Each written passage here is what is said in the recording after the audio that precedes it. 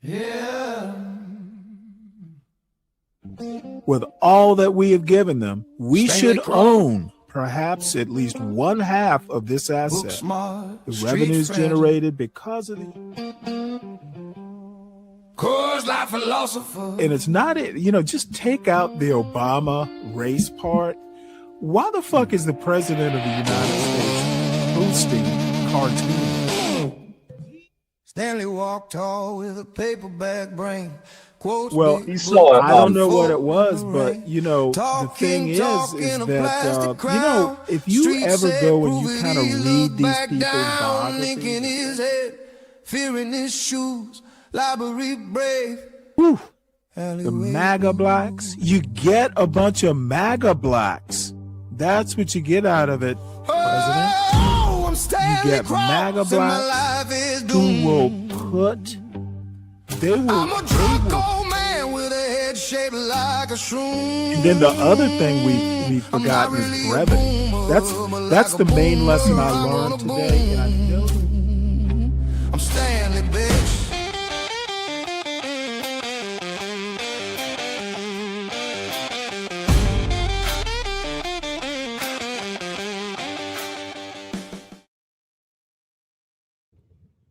America, my name is Jaime Jose Frimpong, and I'm going to hit you up with some knowledge on fatherhood. And we're going to talk about John Brown, not the John Brown, the abolitionist, and not the many John Browns who've come after him, but a very particular John Brown, who is the father of 3 college wide receivers and 2 NFL receivers. He thinks he would have had a third if the kid from Stanford, Osiris St. Brown, didn't get hurt with a foot injury.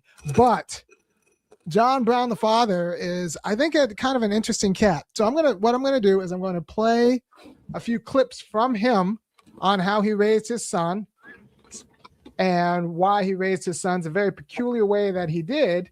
And, we have to admit that in some ways he was simply a success. So he got a lot right.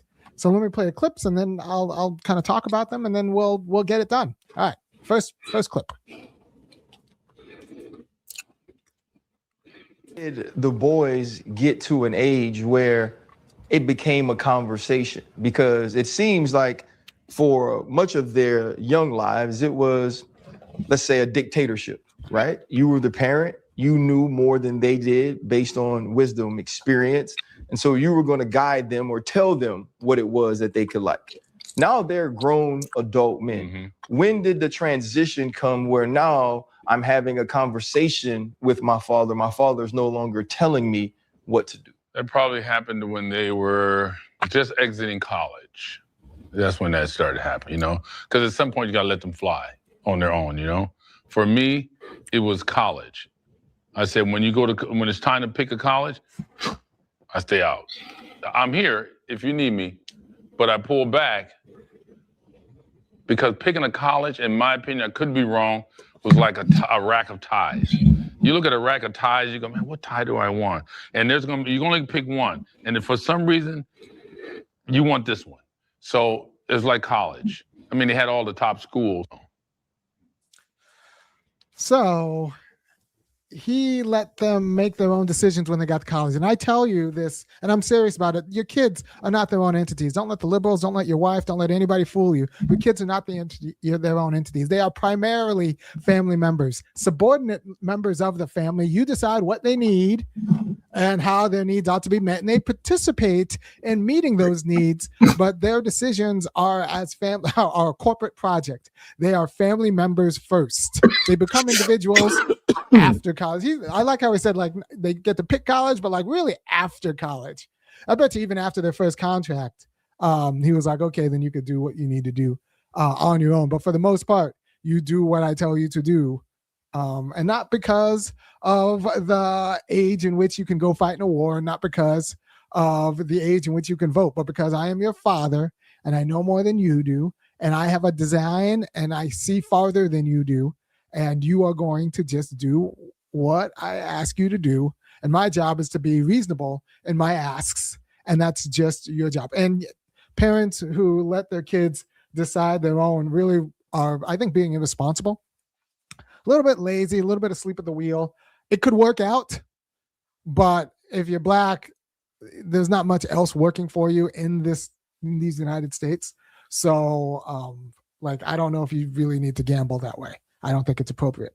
All right. So I think John Brown is right about that. And once again, he's got the receipts, right? So 3 sons. And unlike LeVar Ball's sons, and I'll say this, like, unlike Joe Jackson's sons, unlike even the Williams sisters, these kids seem smart in a way. Like bookish smart. Like all 3 of the Jacksons, the Williams, you're never gonna see me talk bad about Venus and Serena Williams. The Jacksons, the Williams, and well, definitely Bill Washington's kid, the Malavia Washington, and those tennis kids. They seem LeVar Ball's kids have a hard time speaking, right? So speaking well about important issues. Like LeVar Ball's kids seem like knuckleheads. And I think that's going to cost them. I think that's going to cost them in relationships. It's going to cost them in all of these non-obvious ways. It got them to basketball, but there is a lack of intellectual seriousness with those kids that I think is a problem. And the general problem with the model of raising kids to be professional athletes for the money. So they'll get money, but they won't be able to sustain any of the other more meaningful aspects of relationships. And they might not even be able to carry it down well with their kids. So the goal isn't just to raise an earner. You didn't win because your kid ends up rich. You win because your kid ends up in healthy relationships, including the relationship with money. So they're going to have money, right? So, so I like these 3 because they all seem like actually thoughtful humans who were cultivated to be thoughtful humans. And so I think he and his wife did a good job with respect to that. And maybe it's just because they're thoughtful humans in a bookish way that I recognize, but you listen to Amon-Ra, you listen to Equanimus, and you listen to Osiris especially talk, and they seem like people who could actually sustain, like, they could hold a political conversation and not like a clown like Charles Barkley, but actually like people I could govern with. All right. So let's listen to another clip from Mr. Brown. Never thought of that. No plan B? No. B, what's that? Busted. B? A guy told me, you know the story about the guy who burned the ship? Mm-mm. When I was in college, the guy told me this story. He goes, these guys want to take over this island. So these pirates, and they went to the island, and the guy goes, look, we have 100 men, they have 1,000. Well, I think we can take them. So if we fight hard, we can be victorious. So they got to the shore, they looked back, and the guy burnt the boat. And he goes, well, Captain, the boat is on fire. He goes, well, why'd you do that? He said, well, now we got to win. Now we ain't got no choice. We got no choice. So I take choice away. What are the non-negotiables in your house? So there you go.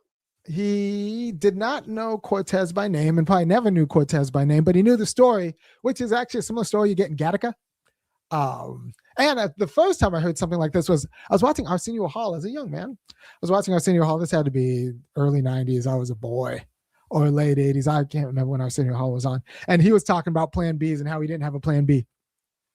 Now, after that time, Arsenio Hall went through a dark period in his life, so maybe he should have had a plan B. However, he says if, like, the idea was that if you had a fallback plan, you're going to end up falling back.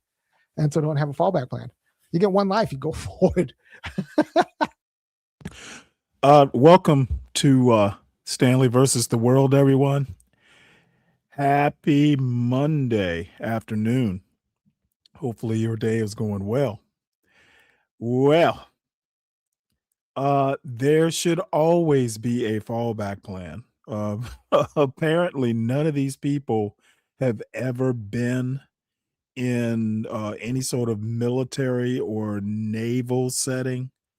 At least when it comes to battles, there must always be a plan B.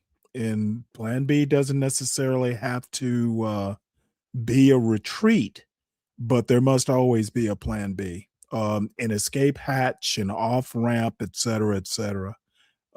Putting all your eggs in one basket, not a good move in my opinion. So, you know, everything's been pretty good up to here, but there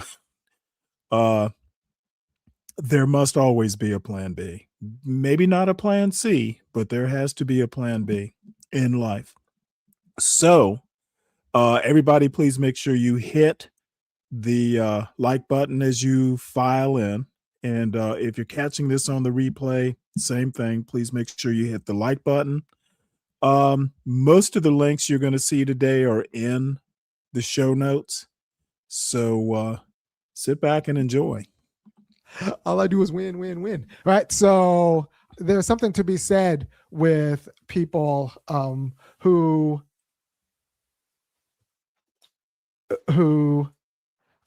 understand that you got to go forward and go forward and go forward and go forward. And if you're thinking about backup plans, you might not be setting yourself up or anyone who's relying on you to win. But that's not often a winning message with the ladies. And we'll talk about that a little bit later because he has something to say about that also. All right. So let's listen to the gospel of John Brown. What are the non-negotiables in your house? Look, parents got to guide their kids. Don't become your kid's friend. That's a bunch of BS. Tell them how to think, to turn them into, lack of a better term, monsters, Doberman pinchers. So we go out there, we dominate kids. Don't teach your kids how to compete. Don't be competitive. What is that? Dominate them. If you don't dominate them, you ain't doing it right. So I tell my kids this often in the running, because I want them to get used to breaking other people's spirit. It's okay. It's okay. It's part of life to have your spirit broken and to get used to the act of breaking other people's spirit. When you pass them on a hill, you don't just want to pass them. You want to pass them in a way that makes them give up. My kids are cross-country runners, and also they run in track. You want to pass them in a way that they give up. It's okay to dominate in you're not killing them, like literally. You're making them. You're establishing in them that games are for winning, and that you're here to win it. Right? I don't want you to poison them. I just want you to beat them at the game and beat them resoundingly. Resoundingly, and that's at all things. Like when I say you break their spirit, when you pass them on a run and you're running, you don't just pass them. You want them to give up. And that's the attitude you need. With respect to any competitive energies. The problem is a lot of women aren't taught this way. And he's going to talk about the problem with trying to bring this message home. And I'm sure some of you guys tried to show this to your ladies and, they didn't like my hair. They didn't like my glasses. They didn't like so much my chapped lips. They didn't like something about me. And so they use that as a reason to continue screwing up your kids. But I'm saying that you're going to have to take control of your kids and not let your woman screw up your kids. And that's just going to be how it is, because they're wrong about what it takes to raise winners. And you only get one shot. And I've just seen too many, especially black families, but also liberal white ones, let women screw up their kids. And I know some women watch this show and they're thinking that's misogynist. I mean, but if you watch the show long enough and if you're honest enough with yourself, you'll understand it's true. These women think that they know more than they know about how to raise children, and it ends up screwing up children. And if they had the appropriate humility about kind of their either lack of killer instinct or the complexity of the world, the children would be less confused about the state of play, and you'd probably be more serious about the harder aspects of the job. So, we need better women, but also for the women we have, we need fathers who are okay saying no. I'm going to be willing to be called a misogynist or whatever, but I'm going to actually make sure that I raise my daughter right. I actually think fathers are the better parents of daughters in this world than mothers, but that's only because of certain social conditioning and priorities. All right, so we're going to go on to the next John Brown clip.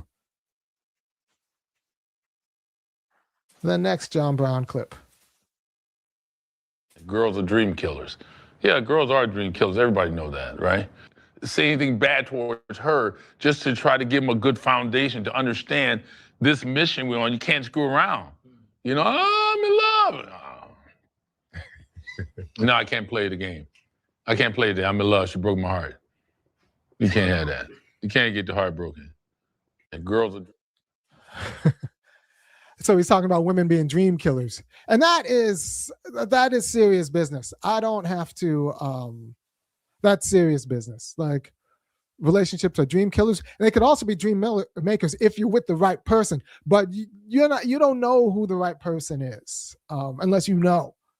Killers need to be with killers. And there's a way in which game recognizes game, and I'm okay with that. But if you're with just some girl around the way, or some girl who's just happy to be in a relationship with you and doesn't get the program, doesn't get the mission, then I don't know what to tell you. But like, you don't need any wet blanket spouses. You don't need anyone, especially if you are like broke and grinding yourself. You don't need someone who's always scared of everything. Like, you don't need that energy around you. You don't need that energy around your kid. Because if you come from modest means, which a lot of Black people do, if your kid's going to win, it's going to be through taking a lot of chances and doing a lot of non-obvious, breaking a lot of social conventions. And you need to be women who are about that life. You need to be with women who are about that life, and not women who like find reasons to say like, oh, you're working them too hard, or like, this isn't the way I thought, growing up was supposed to be. I didn't think it was supposed to be that way. Like, so you need to be honest with the quality of partner you're choosing. And like I said, a lot of women aren't going to like the way I talk about this, but that means they're the wrong kind of women to raise your kid. So get you someone who can sit through one of my tirades about how, maybe mothers, as conventionally understood in America, aren't the best parents of women or men. Right? So on to Mr. St. Brown. John Brown would be. Ooh. I already have Equanimity has a Okay. I have a grandbaby. Okay. I'm always trying to put a tennis racket in her hand right now. She's only 5. I'm like, what's going on? What we doing? we got to get it going. It's 5 years old. We started in my house. We start training at 5 years old. You can't screw around, I mean, why? Look, even my wife made them learn German, went to German school, French school. They took the SAT in 3 languages, German, French, and English. All 3 of my boys. They was top at everything. We just tried to destroy you at everything. Academics, sports, we trying to take your lunch. We just ripping your heart out. That's the model in my house. Rip their heart. Rip. I mean, he's right. So the problem is the notion that professional athletes, even tennis, there are easier ways to make money. There are easier ways to make a lot of money. We just don't know them, right? We just don't know them. I'll be honest. I would have a hard time raising someone who actually makes it in mechanical or computer engineering. I just don't have the cultural background. I think I can make a pretty good law professor. I child, raise them in a law professor, but I cannot train them to be competitive in tech. I don't come from that kind of pedigree, which is unfortunate. I could train them to be like middling to low in tech, and then they could train their kids to do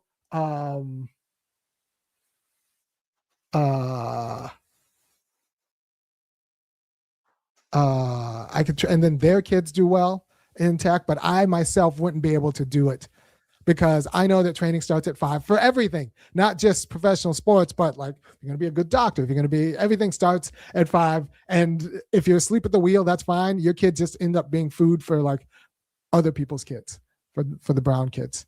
And I don't know how to train them to be that way. And I don't think the idea that they should be professional athletes is the greatest, because I think that there are better ways of life. And I don't think like tennis, even Richard Williams said if he had to do it again, he'd get his kids into mining, get some of that rare earth minerals rather than tennis. There are easier ways to do it. That is the issue. So I'm a little bit, it's unfortunate because I actually believe in youth sports. I believe that kids, especially Black kids, need to develop avenues for agency, and there are only so many avenues for agency, especially for Black kids, that don't end up with them in jail, like meaningful avenues of agency where they can compete and actually of their own steam with help as family members of the family and achieve agentically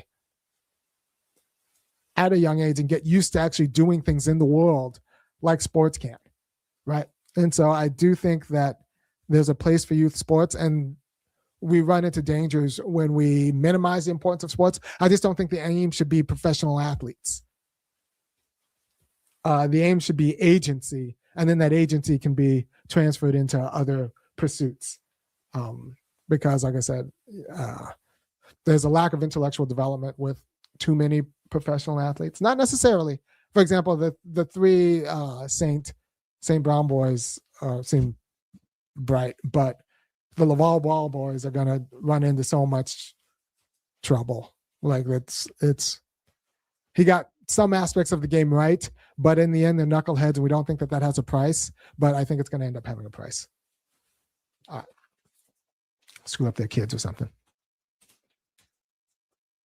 I don't care about backlash because in life you're gonna be the hammer or the nail. You understand? I'm the hammer. So the nail never likes the hammer because he's always messing with him, you know what I mean? So it's a compliment in a way, because if they're talking about you, good or bad, there's something you're doing to call their attention. You have to, in my opinion, people are always trying to tackle the person who's running with the ball. Mm-hmm. So if you don't want to get tackled, you want anybody to talk about you, don't pick the ball up. It's part of the program if you're trying to get to the top. Learning what. So I do a lot of family stuff, and my kids are kind of out there being excellent, and there's a lot of hate. There's not a lot of hate, but there's a good amount of hate around it because, like, it's a system. It's a system. Like, any kids can go through the system and they would be pretty excellent. My household's run pretty systematically. Like, any kid could have been in the St. Brown family and they would have ended up in the NFL. Like, he ran a system. So a lot of parents are going to hate that. A lot of parents are going to be jealous of that. A lot of parents are going to be intimidated by that, and they're going to, like, cause problems. But it's your job, as a family head, to eat that and just understand that you're raising hammers. You're a hammer, and the nails are going to have problems with that. And they think they're going to tell you that it's okay for your kids to be nails and it's okay to raise nails. And I'm saying no.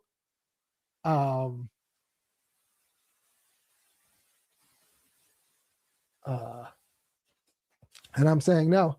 And I'm saying no, that's not the case. You're going to be hammers. And not only that, the parents teaching their kids to be nails are screwing up their kids. And I don't want you hanging out with them, actually.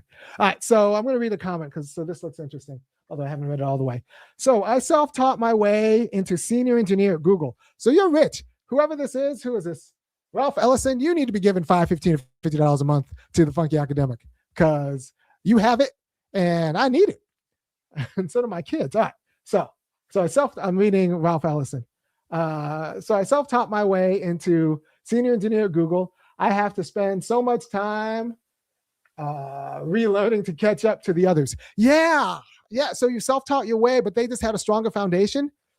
So like right now, my kids have a better number sense than I ever did. I can do more math than they can do, but their sense of numbers and what numbers mean, since I had to kind of teach myself math and kind of figure it out, but they actually got me teaching them, like, through some pretty good books.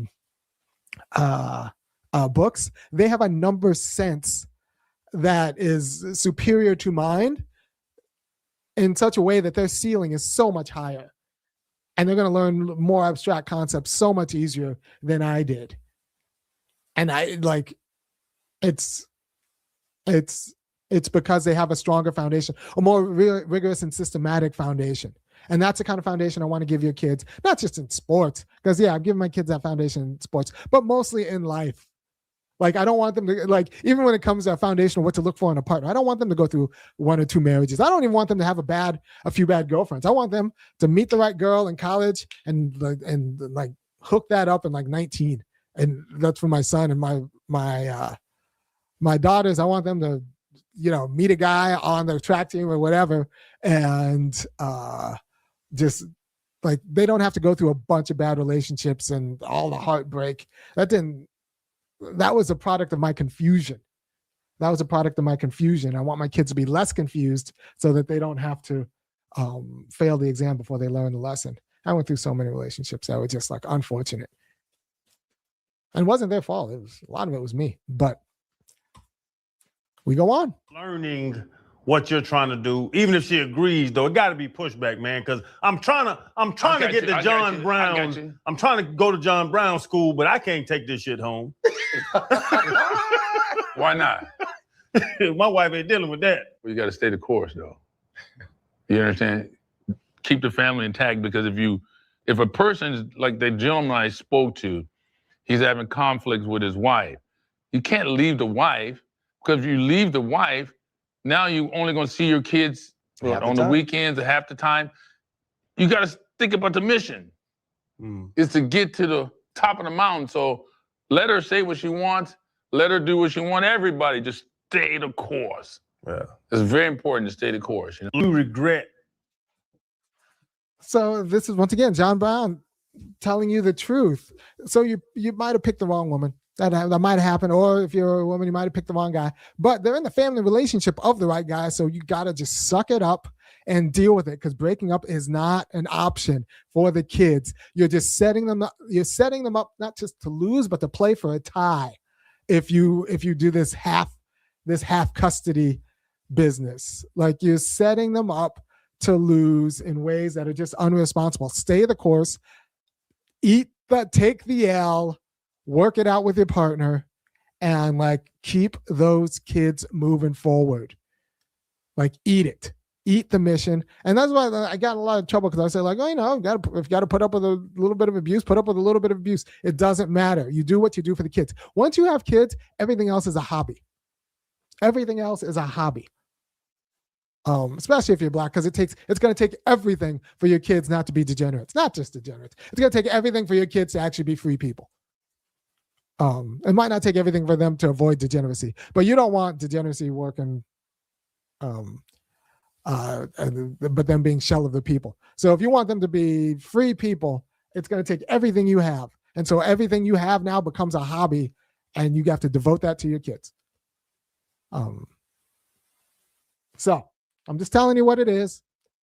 You can ignore me, but I wouldn't want to be with you, and I don't want your kids around my kids, if that's the case. All right, next. Oh yeah, and him talking about not bringing it home. Now, a lot of people have watched my videos and then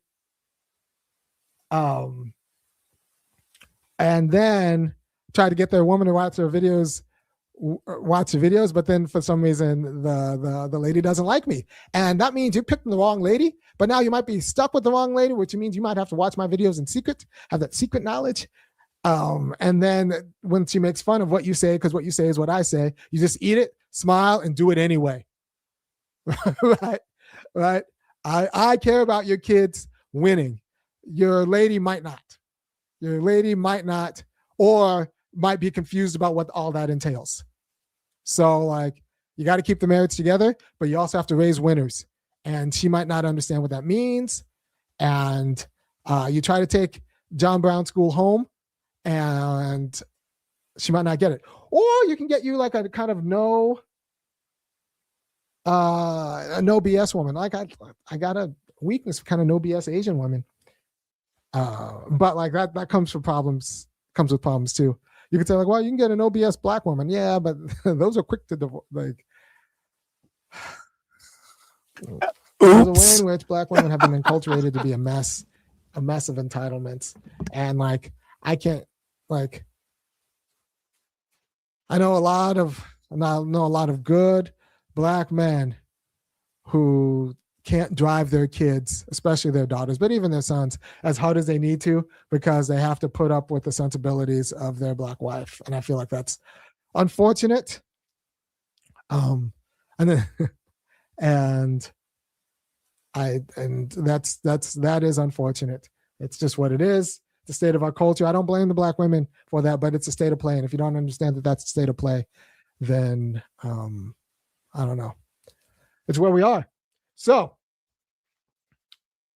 yeah, Carl Kosnak says, historically, the expression, till death do us part, was not just a figure of speech. It's very little. Yeah, and even for the Mormons, death doesn't even get you around it. You get that family in heaven, which, I don't know what heaven looks like. Well, I don't get to hang out with my kids. I like my kids. So, I like my wife too. So you're in it. You're in it for life. It's a covenant, right? And anything less, I think it ends up being some sort of child abuse. I said what I said. Regret anything that you did with your sons? Yeah, that's a good question, dog. I ain't gonna say who, but I made a mistake.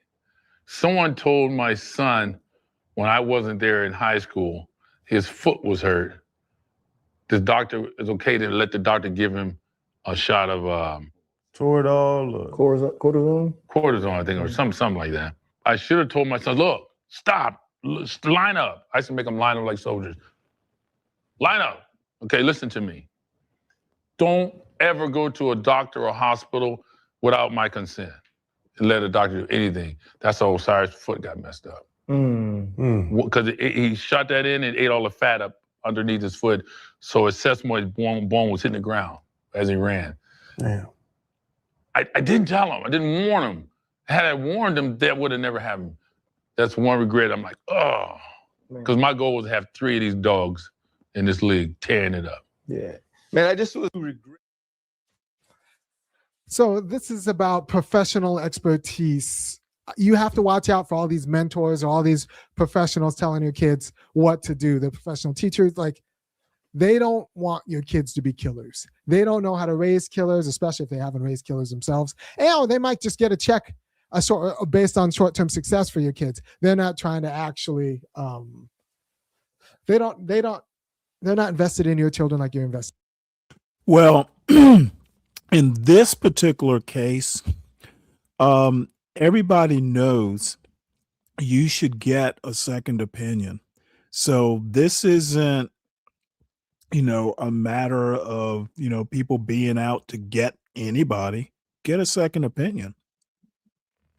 In your children. I'm not even invested in your children the way you're investing in your children. I want you to make decisions for your children well. And so I'm trying to give you the quality of knowledge that will help you do so. And if you appreciate what I'm saying, go ahead and go to www.funkyacademic.com, kick in $5, $15, or $50 a month, and I'll keep doing what I'm doing.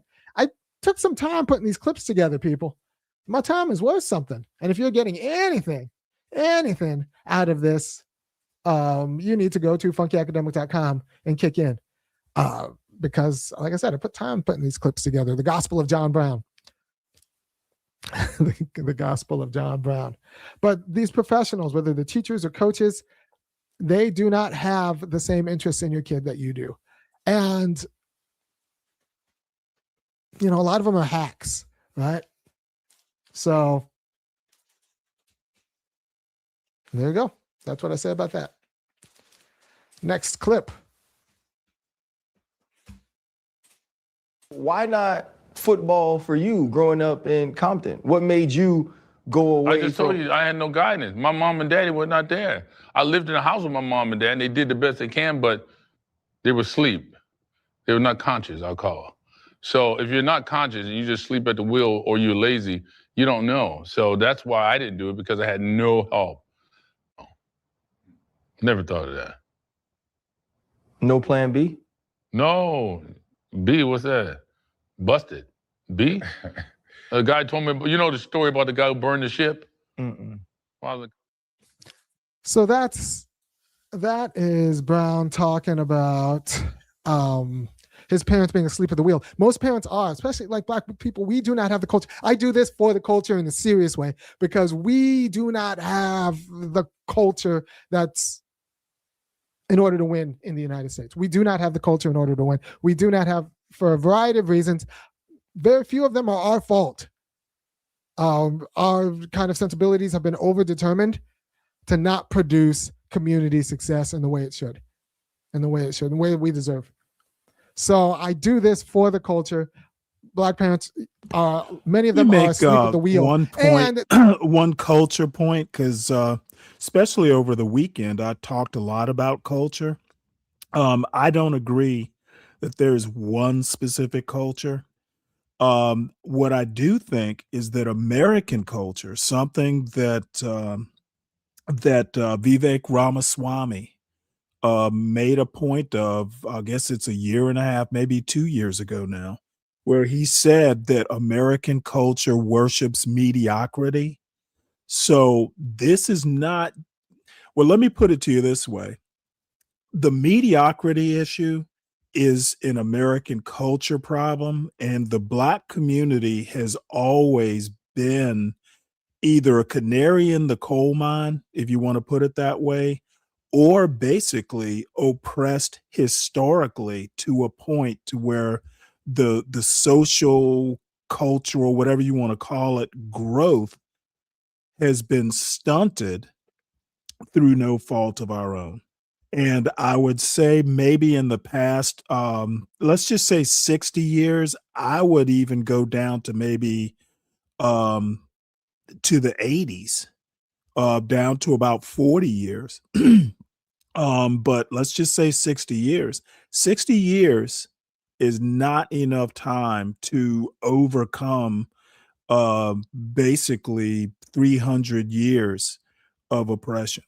And the Black people who think that's enough time, and the white people and the other types of people who think that's enough time, simply have no concept of culture, history, time, whatever you want to call it. So I don't think there's one Black culture. I think it's an American culture problem, and quote Black culture has been systemically stymied for quite some time. they induce other people to be asleep at the wheel. If some, like, kids are your most precious investment. They're more important than your 401k. Like, they can, like, not only is their growth potential higher, but like the quality of responsibility. If you don't do this right, everything else you did right in your life will pale in comparison. Will not taste as sweet. And if you do this right, it almost doesn't matter what else you do, because, like, you raise 3 great kids, like, everything else takes care of itself. Even if I stroke out, if I raise 3 great kids, yeah, that'll like, I won't have any other problems. Like, that, all the other problems, like, everything I do is for those kids. So if they end up being great, and having great families themselves, that means, it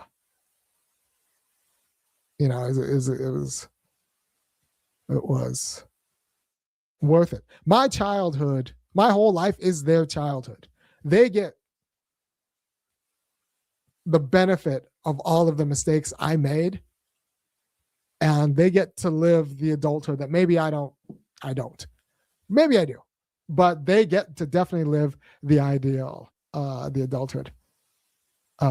Someone says, I was fairly okay with poor materially and structurally parents. If I had parents like Army, man, yeah, if I had parents like me, I had a dad who was pretty close to me, but my mom kicked him out, right? So, like, I got a glimpse of who I could have been. Before he died, he was like, yeah, I always thought I could have made you a judge. Well, now I'm an internet personality instead. My kids will be judges. That's almost the same thing. Before he died. So that's a problem. We don't understand the stakes, and we're confused about the opportunity that parenting provides. And, don't let your partner screw up your kids, but don't divorce them. That means take all of the abuse, take all the humiliation, and keep on the mission. Okay, well, I'm going to have to pause for a moment. Do not take abuse. I disagree wholeheartedly with that. There is such a thing as kids picking up abusive tendencies when they're constantly witnessing, one parent abusing another. So I'm I'm not on board with the abuse part. Thank you for your time. If you appreciate what I'm doing, and I honestly think if you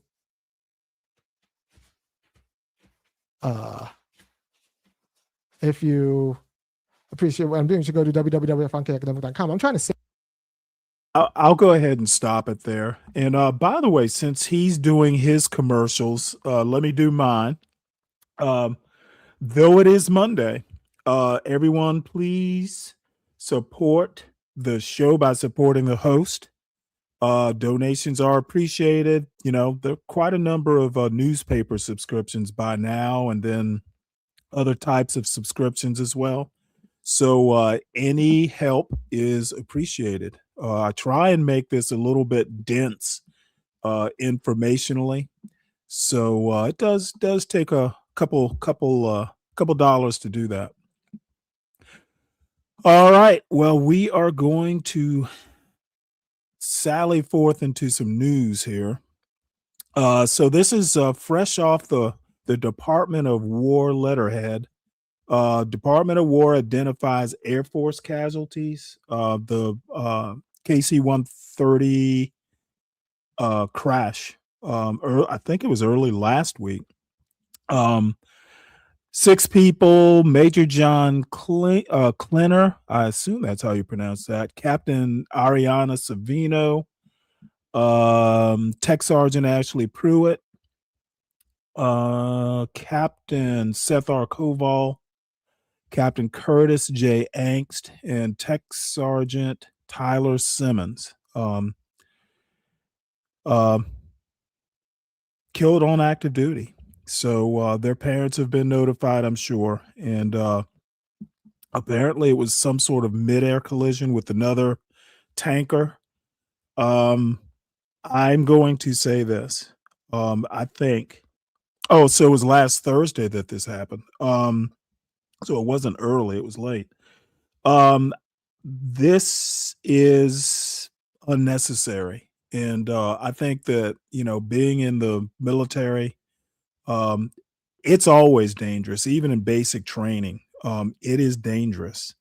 That lieutenant colonel who was shot and killed teaching an ROTC course last week, the terrorist who got into Old Dominion University, putting on that uniform, and they do wear uniforms when they teach the military classes. I know because I was in Army ROTC in college. Anytime you put on that uniform, there's a certain level of danger. So salute to those folks and condolences to their families.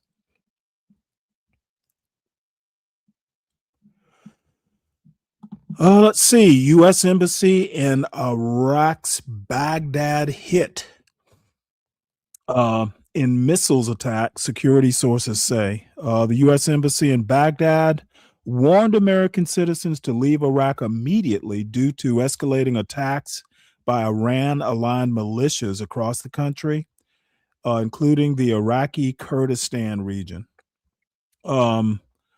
Explosions struck the U.S. Embassy in Baghdad after attacks. A missile struck a helipad inside the U.S. Embassy compound, and debris from an intercepted Iranian drone hit an oil facility in UAE. So, you know, I think we all know by now that, you know, this is not contained to just Iraq and Israel. Now, this is interesting. I got it from MSN, but it's a Washington Post story saying Trump is eager to declare victory, but a battered Iran still has cards to play. I don't know. Should we listen to this? I got a bunch of stories in this series of Iran articles. Let's see what we got here. You know what? We'll play a little bit of it.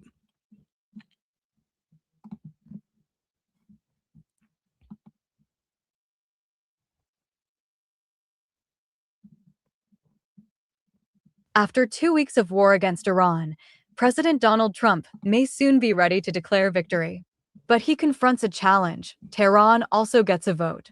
With most of Iran's navy eliminated, much of its missile stockpile destroyed, and top leaders killed, Trump is nearing the goals his military leaders set at the outset of the war. But 2 weeks of conflict have not achieved the broader aims Trump has sometimes declared. A hardened regime in Tehran remains in power, and it is roiling global oil markets by choking off the vital shipping lane that allows oil and gas out of the Persian Gulf. The country's leaders may be more eager than ever to race toward a nuclear weapon, diplomats and analysts say. Iran retains control of what the United States and allied nations believe is 440 kilograms of highly enriched uranium, giving it another chip as the regime battles to defend itself and endure the US and Israeli onslaught. The paradox poses a challenge to Trump's ability to end the war as he faces increasing pressure from his own party to refocus attention on the economy ahead of the midterm elections. Gasoline prices have spiked 25% since the United States and Israel began bombarding Iran.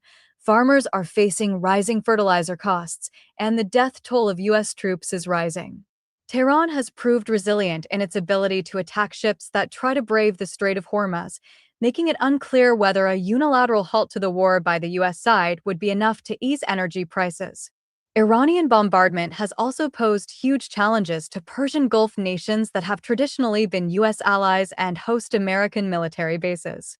Trump continues to assert that he, alone, controls the pace of the fighting. The war will end when I feel it in my bones, Trump told Fox News Radio on Friday, saying that he didn't think it would be long. He added, "We're way ahead of schedule. Way ahead." Yeah, let me go ahead and stop right there. He'll feel it in his bones, huh? Well, there's an answer to that little flippant quip.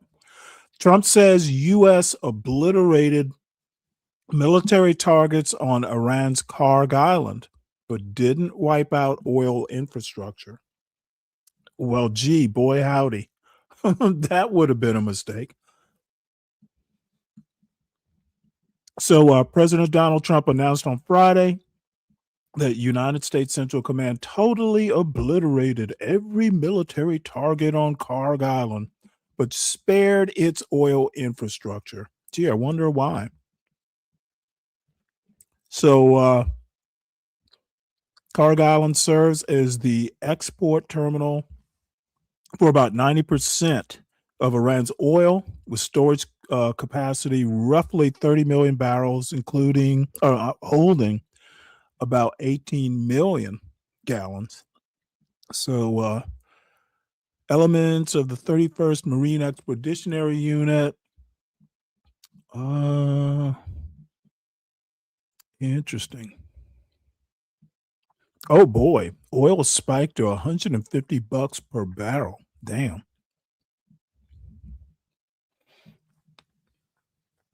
Well, interesting. And I will just breeze over this. Trump says U.S. may hit Karg Island again just for fun. All that flippancy. But you'll see where I'm going with this in just a minute. Trump says many countries will send warships to patrol Straits of Hormuz.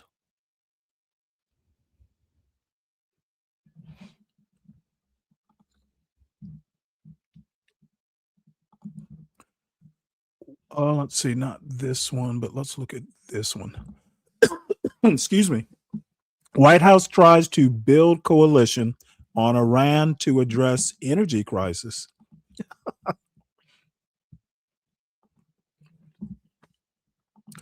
And here we have it, the upshot of all this. And this is the Washington Examiner, which is a MAGA-leaning newspaper. U.S. allies tepid after Trump request to help open Strait of Hormuz. Let's listen to a little bit of this, because this is the MAGA press. U.S. allies tepid after Trump request to help open Strait of Hormuz. By Emily Hallas. This episode is brought to you by Progressive Insurance. Fiscally responsible. Open the Strait of Hormuz is beginning to gain steam, as a stream of allies respond coolly to his demands to help secure the key waterway from Iranian control. British Prime Minister Keir Starmer held a call with Trump on the matter over the weekend. At a Monday press conference, Starmer announced that his country is working on a viable plan to reopen the strait, which has been choked by the Iran war, to ensure stability in the markets. French President Emmanuel Macron reiterated Sunday that freedom of navigation in the strait must be restored as soon as possible, roughly 1 week ago. Macron deployed nearly a dozen warships to the Middle East and suggested some of them could be used as an international force that could be used to help reopen the strait and escort vessels safely through the waterway. But only once the most intense phase of the U.S.-Israeli war on Iran has concluded. Over the weekend, the French Foreign Ministry maintained that the force is not yet headed to the strait, and emphasized that its posture remains purely defensive. Germany has been among the most skeptical of U.S. demands to help reopen the strait, particularly of Trump's push for NATO involvement. This war has nothing to do with NATO. It is not NATO's war, German Chancellor Friedrich Merz's office said Monday, after Trump said NATO members could face a very bad future if they do not contribute to an international force. Participation has not been considered before this war and is not being considered now. The Prime Minister's office continued, in a statement backed by German Foreign Minister Johann Wadephul. However, the European Union nudged Germany to get on board with an international coalition to secure the strait. EU Foreign Policy Chief Kaja Kallas said Monday she had spoken to United Nations Secretary-General Antonio Guterres about the waterway. Yeah, I'll stop that right here. So Keir Starmer says UK won't be drawn into wider war and will work with allies on Strait of Hormuz plan. So nothing's been set in stone. Let's see if there's anything interesting on video.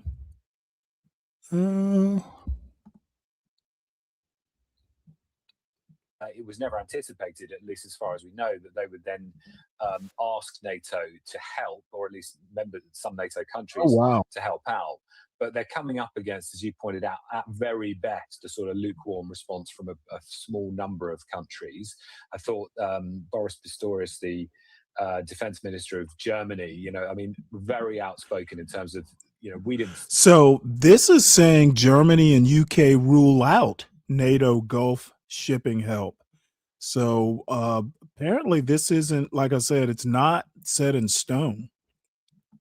So the most interesting thing I've seen, in this Straits of Hormuz saga is U.S. is allowing Iranian oil tankers through Strait of Hormuz to maintain global supply. Scott Besson says that. I don't get that move. Basically, they're saying they want the world to be well supplied. As near as I can tell, China hasn't, I don't think they've even responded. According to CNN, Trump needs China's help fixing the global oil crisis. It's unlikely to play along. So 2 weeks before Donald Trump is scheduled to hash out critical U.S.-China disputes in Beijing, he set a new condition for the negotiations: help reopen the Strait of Hormuz. China has little incentive to concede to his demands. By closing the major shipping channel, Iran has effectively choked off 1/5 of the world's oil supply, triggering price spikes and fears of energy shortages that could upend the global economy. Now facing the worst oil crisis in history, Trump is calling on other nations, including France, Japan, South Korea, and Britain, to work together to secure the strait. To persuade China, Trump is exerting additional pressure. In an interview with the Financial Times published Sunday, He said he wants to know whether China will provide assistance before his planned summit with Chinese leader Xi Jinping at the end of the month. Without an answer, Trump added he may decide to delay his trip. As if China gives a fuck. Dude, you don't have the leverage to force China to do anything. They can get oil from Russia. So you're not going to be able to sanction China if they decide to go the Russian route. Trump, it's very possible Trump has overplayed this hand. And this Axios article says a lot. What's up, Kelvin? Behind the curtain, Trump's escalation trap. It's a trap. Excuse me. This article reads, for 5 years in office, President Trump has operated with intuition, impulse, and improvisation. The Iran war, now entering week 3, is the first time Trump's style has made it impossible for him to easily talk or improvise his way out. Why it matters. Trump could wind up trapped between his caprice and the realities of war.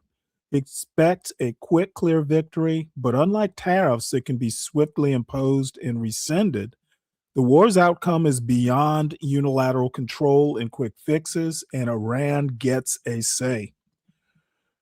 Trump is working to help break the Persian Gulf oil jam, but in doing so, he risks getting caught in an escalation trap where a stronger force is incentivized to keep attacking to demonstrate dominance and diminishing returns. You bomb the hell until there's nothing to bomb. What happens when they don't give up after you bombed everything? A senior Trump administration official practically admitted as much, telling Axios' Mark Caputo, the Iranians effing around with the strait makes Trump more dug in. Israel wants regime change in Iran and more dramatic military destruction as it weighs in invasion of Lebanon. Bibi Netanyahu has shown several times that when it comes to Iran, he has the ability to convince Trump to take his side. Iran wants survival, and to prove it can impose pain militarily and economically to scare off future attacks. And other nations want the free flow of oil and commerce through the Middle East waters and air. I think everybody probably knows, but the Straits of Hormuz are also a major avenue for fertilizer. So, a lot of fertilizer, somehow or another, fertilizer and petroleum are linked, and I can't remember exactly how. Now, the Red Sea has a lot of fertilizer going through it as well. Just so you know, I know because I've actually boarded container ships with fertilizer. Let's see. Anything else interesting in here? Israel told journalists it plans at least 3 more weeks of attacks on thousands of additional targets in Iran. I hear they've hit, like desalinization, like a desalinization facility. Yeah, this is going to be not as easy as they thought it would be. So I'm not going to get deep into this. I did actually pre-read this, but Paul Krugman saying no, America is not respected. And then he goes through, there's some fancy charts in here talking about how U.S. strength as an ally has dropped in just 1 year. He's looking at things like approval ratings, whether it's better to depend on China or on the U.S. under Donald Trump. There's several interesting charts in here, and this particular link is a Substack link It's in the show notes. But Trump is not on as solid ground as he would have you believe. Um, so that is that.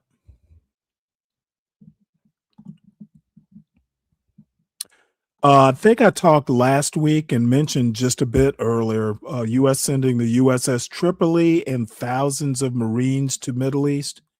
I guess he'll have them on standby. Maybe he's going to put them on Karg Island or something.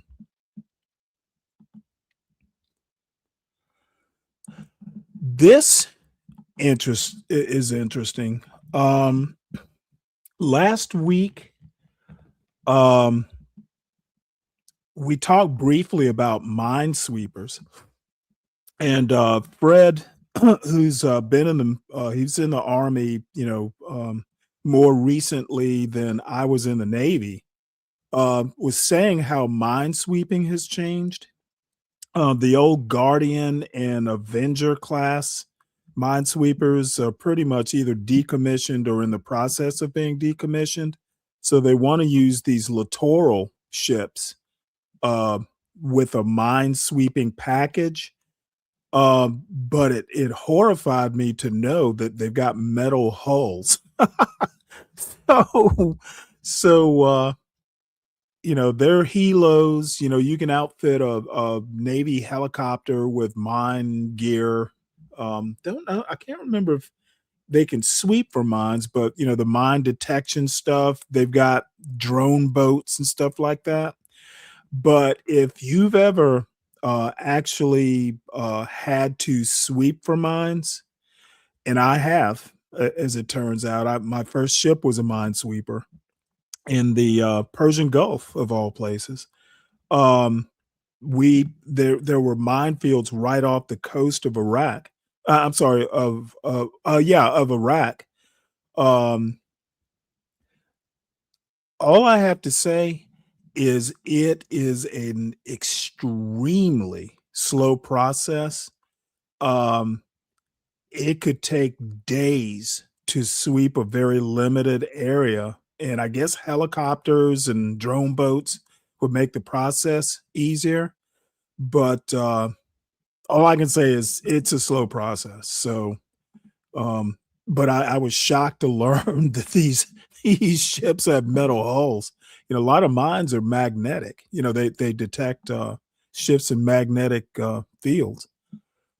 Now this was interesting. What Iranians are being told about the war. Let's see. Let's play this video. Whilst the world was learning about the death of Iran's leader, Ayatollah Khamenei,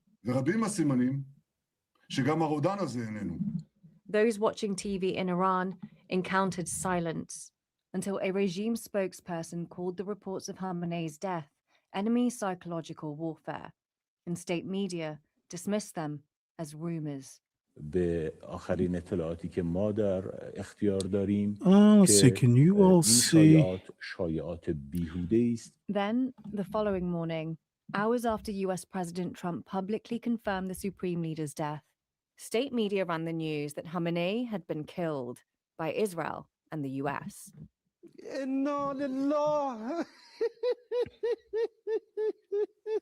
Oh, my Lord, is he laughing or was he laughing or crying?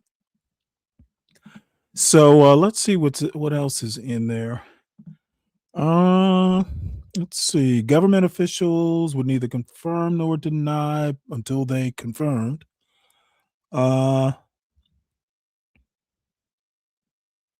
There's that reporter crying. Yeah, this is pretty much old news here.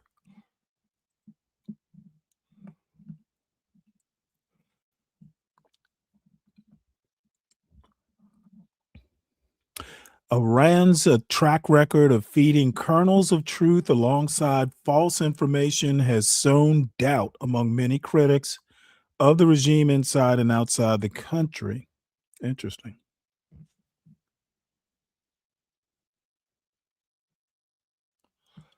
Wow. So this particular picture here is like a mass burial. Wow. All right. So Israeli military claims brother of man who attacked Michigan synagogue. I talked about this last week. Was Hezbollah commander. So the guy who bombed the synagogue in Michigan was the brother of a supposed Hezbollah commander. On Sunday, Israeli Defense Forces claimed that Ibrahim Mohammed Ghazali, brother of the Michigan synagogue attacker, was a Hezbollah commander killed in a March 5th airstrike. Oh, wow. U.S. officials have not verified this assertion. So I guess they're trying to, excuse me, provide some sort of motive for that attack. Interesting. Says here more than 770 people have been killed in Israeli airstrikes on Hezbollah in Lebanon. Wow.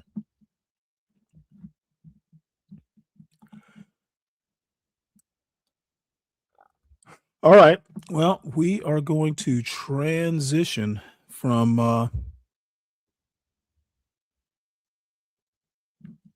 war news to domestic news.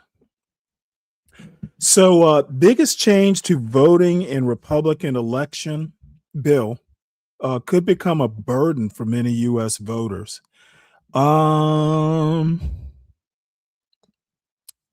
A poll worker said that under this, let's see, that's Portsmouth.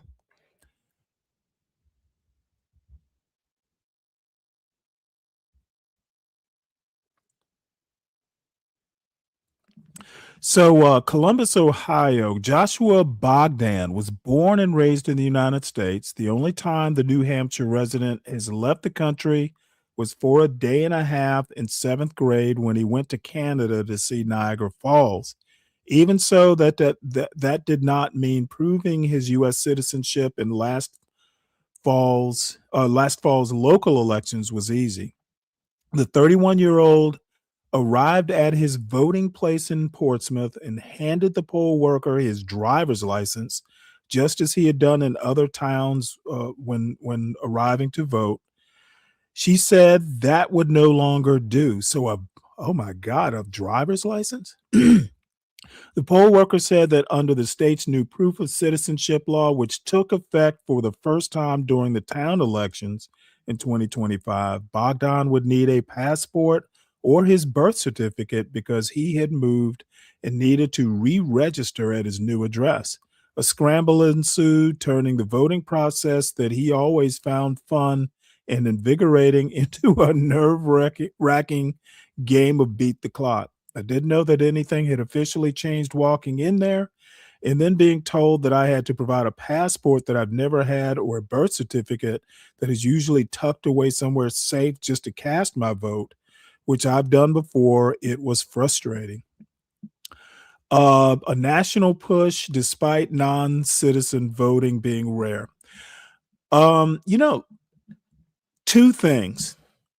I don't know how much passports are, but about 9 months ago, I couldn't find my birth certificate and I needed it. And I couldn't find it. And I think there's one at my father's house somewhere, but I needed it quicker than he could get it to me. So I went to the Chatham County Health Department. It was like $60 to get it overnighted to me. And then it was a few days to process the request. Once they process the request, they go ahead and overnight it to you. The whole thing probably came out to $60. Having to get a passport or have a birth certificate could be very expensive. And if your driver's license isn't good enough, then it amounts to a poll tax. And I don't know why the SAFE Act is essentially unconstitutional. And these guys are faking a problem. It is way less, it's like several zeros behind a decimal point, the number of people that have been caught cheating in an election, voter fraud essentially. It's way less than 1%. MAGA is essentially making up a problem that does not exist. And, you know, these guys are basically trying to reduce the number of voters. And that always works in favor of the Republican Party. They are not a majority of the country. And, you know, the only way really either party wins is with swing voters these days. And they just, I don't see how the SAFE Act passes. And even if it does pass, it will be challenged in court, and there's no way they're going to be able to.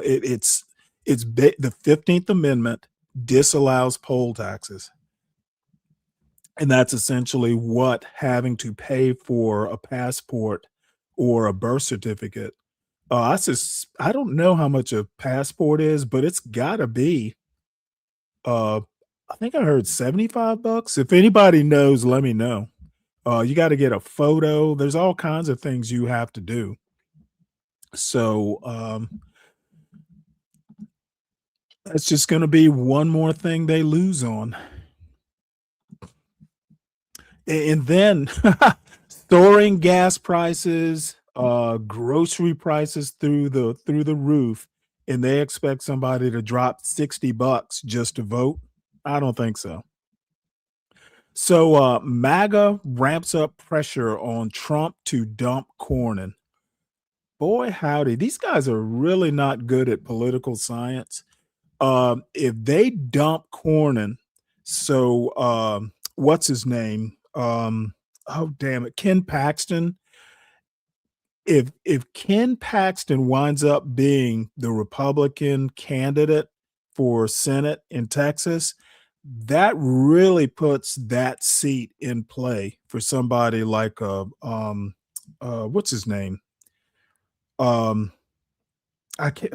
Man, names are escaping me today. It basically puts supposedly a safe Republican Senate seat into play for the Democrats. These guys are just. I've never been able to understand why they're so bad at politics. That realism might makes right sort of thing does not work on American soil. Minnesota should teach them that. All right, let's move on here. So, Kristi Noem's replacement, Markwayne Mullin. How Trump's Homeland Security pick, a prolific investor, got a lot wealthier in Congress. So for all these folks that are talking about Nancy Pelosi, so here's the Republican Nancy Pelosi, a prolific investor, got a lot richer once he got to Congress. Let's hear a little bit of this. It's a long article. I'll stop it once it gets either repetitive or into the weeds. How Trump's Homeland Security pick, a prolific investor, got a lot wealthier in Congress. This article is by Christopher Flavel, Madeline No, and Georgia G., and read by an automated voice. A few days after Christmas, Senator Markwayne Mullin's expansive stock portfolio got significantly bigger. Mr. Mullen reported buying shares in Chevron, the only major U.S. oil company producing in Venezuela. 5 days after the purchase, President Trump attacked Venezuela, demanding that its leadership give better terms to U.S. oil companies. Chevron's stock price has since jumped, even as the market as a whole has slipped. The Chevron transaction, which Mr. Mullen reported in January, was among as much as $2.8 million he invested in 31 companies on December 29, and part of a pattern of large and frequent trades that has made him one of the most prolific stock buyers in Congress. There is no indication that Mr. Mullen, an Oklahoma Republican and member of the Senate Armed Services Committee, who has said he speaks with Mr. Trump all the time, had inside knowledge of the administration's plans before those stock transactions. Federal law doesn't prohibit members of Congress from trading stock, even in industries overseen by committees on which they serve. But Mr. Mullen's financial dealings take on new importance this week, as the Senate is set to consider his nomination to lead the Homeland Security Department, which is issuing billions of dollars in new contracts as part of the administration's immigration crackdown. Many prominent leaders, including Mr. Trump, have called for new limits on stock trading by lawmakers and their families, arguing that unfettered trading creates the potential for government officials to make decisions that benefit their private interests rather than those of the public. The previous secretary, Kristi Noem, was ousted by Mr. Trump amid questions about conflicts of interest at DHS. A spokeswoman for Mr. Mullen said the senator does not personally direct or inform his family's stock purchases and complies with all laws and ethics rules. Senator Mullen uses an independent third-party operator firm that manages all stock investments on his behalf, she said in a statement. Abigail Jackson, a White House spokeswoman, added that, if confirmed as DHS Secretary, Mr. Mullen will comply with all ethics and conflict of interest rules, just as every cabinet secretary does. Mr. Mullen's frequent trading, which ramped up after he joined the Senate 3 years ago, has contributed to a level of personal wealth that has ballooned since he arrived in Washington in 2013 to represent an eastern Oklahoma House district. His assets were worth between $29 million and $97 million in 2024, according to his financial disclosure forms, compared with $2.8 million to $9 million in 2012. Congressional rules only require lawmakers to report the value of their assets within broad ranges. Mr. Mullen also reported liabilities, a mortgage and a line of credit, valued at between $6 million and $30 million. Members of Congress are required to disclose their stock transactions on a regular basis, but have to reveal their wealth only once a year. Mr. Mullen's 2024 annual report is the most recent available. His spokeswoman declined to share more up-to-date or precise figures for Mr. Mullen's total wealth. Frequent stock trading is a recent addition to Mr. Mullen's investment strategy. For his first 8 years in Congress, most of Mr. Mullen's wealth came from the value of his family's plumbing company. His financial disclosure documents from that period report just a handful of individual stocks and trades. After selling his company in 2021, Mr. Mullen reported fewer than 30 stock trades in 2022, which were listed under his wife, according to an analysis of his disclosure forms by the New York Times. In 2023, his first year as a senator, Mr. Mullen reported more than 100 trades, rising to more than 130 trades last year. In the first 2 months of this year alone, he has reported 40 stock trades. Those figures include trades in Mr. Mullen's name, in his wife's name, and in both their names. Mr. Mullen's transaction records reveal not just frequent trades, but successful ones too. From 2024 to 2026, the returns on Mr. Mullen's stock purchases outperformed the market by 8%, according to Bruce Sacerdote, a Dartmouth economist who examined Mr. Mullen's trades at the request of the Times and has researched stock trading among members of Congress. None of this is evidence of insider trading, Mr. Sacerdote said. This could be blind luck. Lawmakers face few restrictions on buying and selling stocks. They are allowed to own shares in companies that have business before the committees they serve on. It could be blind luck. He just happened to become a senator, and his wealth shot right up. Lots of luck. Could have been blind luck. Yeah, it was all coincidence. What's up, Bobby? How you doing? All right, so wrapping up some domestic news here. State lawmakers grill former special prosecutor Nathan Wade over Georgia Trump election case. These guys are just going to keep squeezing that rock. State senators question Nathan Wade, the former special prosecutor in Georgia's Trump election interference case about communications with federal investigators during a Republican-led Senate subcommittee hearing. The subcommittee, formed in January 2024, investigates allegations against Fulton County District Attorney Fonnie Willis related to her prosecution of Trump. Wade did not recall details about meetings, calls, or team involvement, but stated his team worked independently without guidance from Willis. He defended the investigation's integrity, stating it was independent, fact-based, and not politically motivated. Yeah, well, you know what? Let's hope a Democrat becomes governor. All this will go away real quick. So,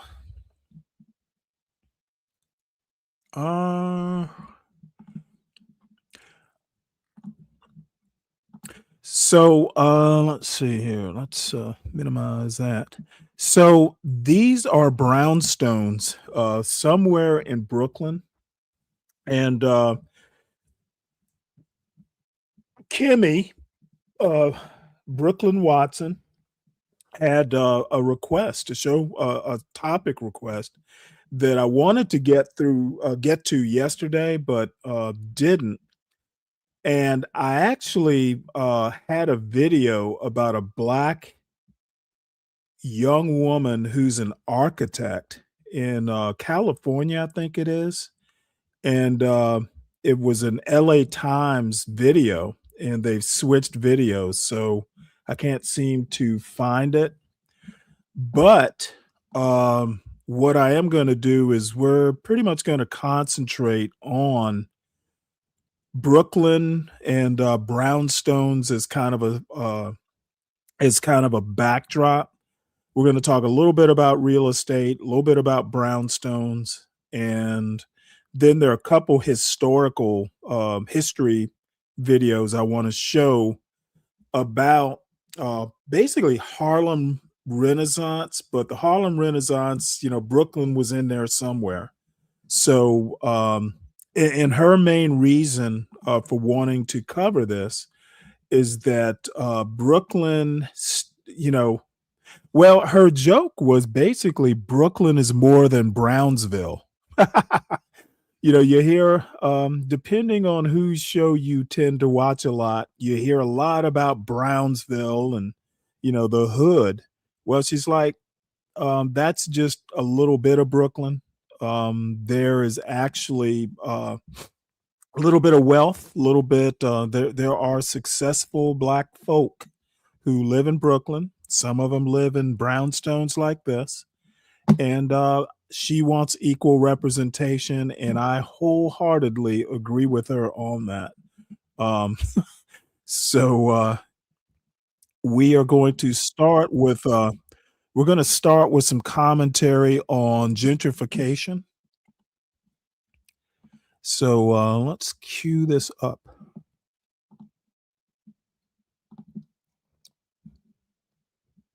Here we go. Bed-Stuy, do or die. I'm sure you guys have heard this phrase before. Bed-Stuy, do or die. It's true. It's true. We do or we die. Sometimes we do and we still. As it relates to the neighborhood of Bedford-Stuyvesant in New York City. But do you know why Bed-Stuy is revered as one of the most iconic Black neighborhoods in America? I'll break that down. But before I do, I have to show you a video from Condé Nast Traveler, which highlighted a restaurant called Hearts, featuring a white woman from Los Angeles telling us that Bed-Stuy feels the most Brooklyn. We are in Bed-Stuy, and we are standing in front of Hearts, which is one of my favorite restaurants in all of New York, not just Brooklyn. I love it here so much. I would say Bed-Stuy feels to me the most like Brooklyn. It feels like it embodies, like, when you think of Brooklyn, what it looks like, what it feels like, has like a really youthful energy in terms of like entrepreneurial spirit. I feel like the neighborhood really cares for its small businesses. Thank you so much. I feel like I just bought out my favorite restaurant. No.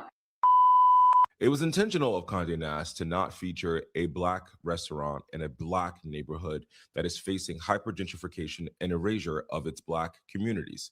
And when people are always confused as to why New Yorkers have a problem with transplants and gentrification, this is a problem. The gentrification has become Bed-Stuy, the Black community, and the real feel of New York City has become a commodified asset to be sold and to be taunted to other white people to come to Bed-Stuy and experience the real Brooklyn.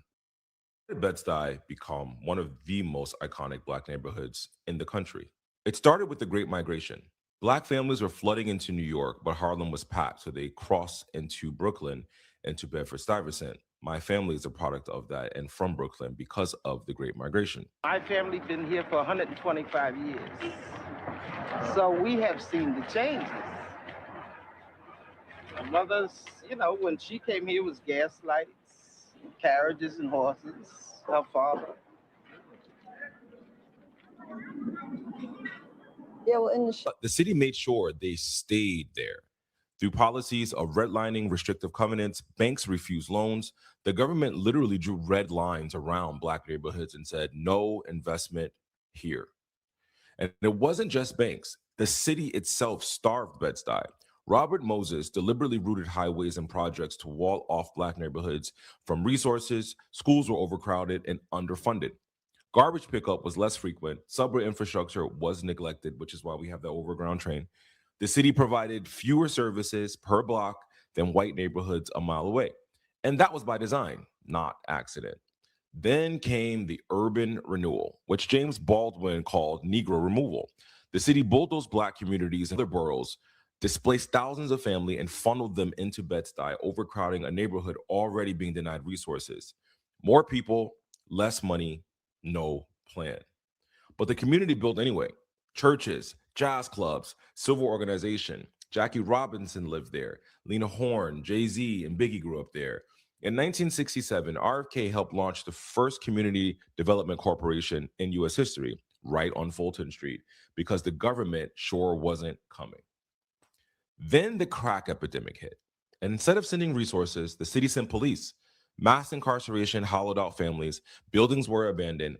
At its lowest point, Bed-Stuy had some of the highest poverty rates in all of New York, a direct result of decades of manufactured neglect. Fast forward to the 2010s. Suddenly, Bed-Stuy is up and coming. But who decided that? Real estate developers, tech workers, and city residents, not the people who live there. Between 2000 and 2020, Bed-Stuy's Black population dropped from nearly 75% to under 50%. Median rents doubled, then tripled. Longtime renters got hit with buyout offers, harassment from landlords, and bogus eviction notices designed to push them out.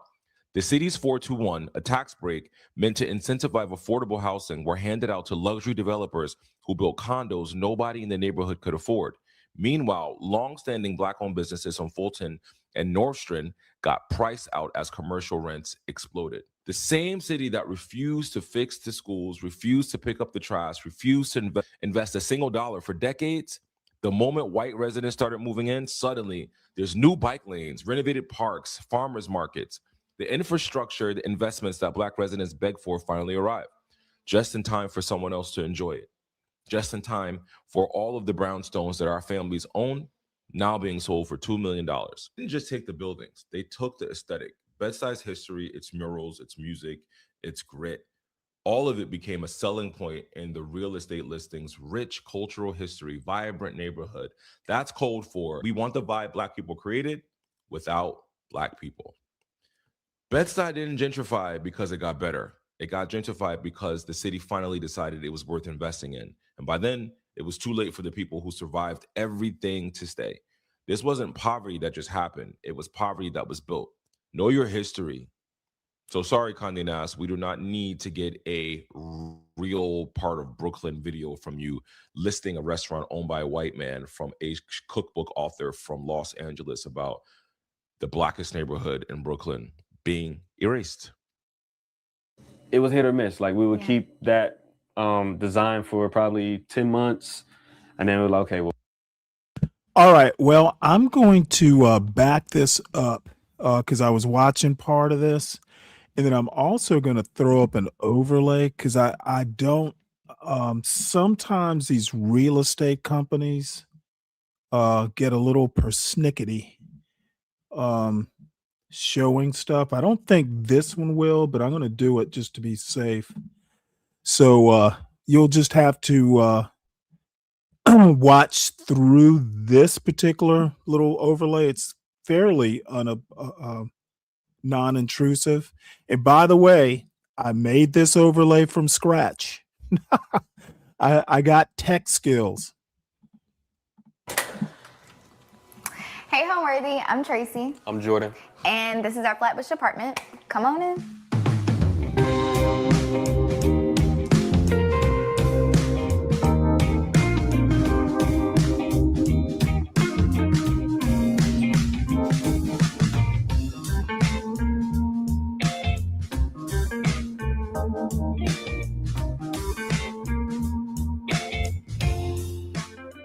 You're watching Homeworthy, where we believe every home has a story. My name is Tracy. I'm an interior designer. My name is Jordan. I'm a photographer.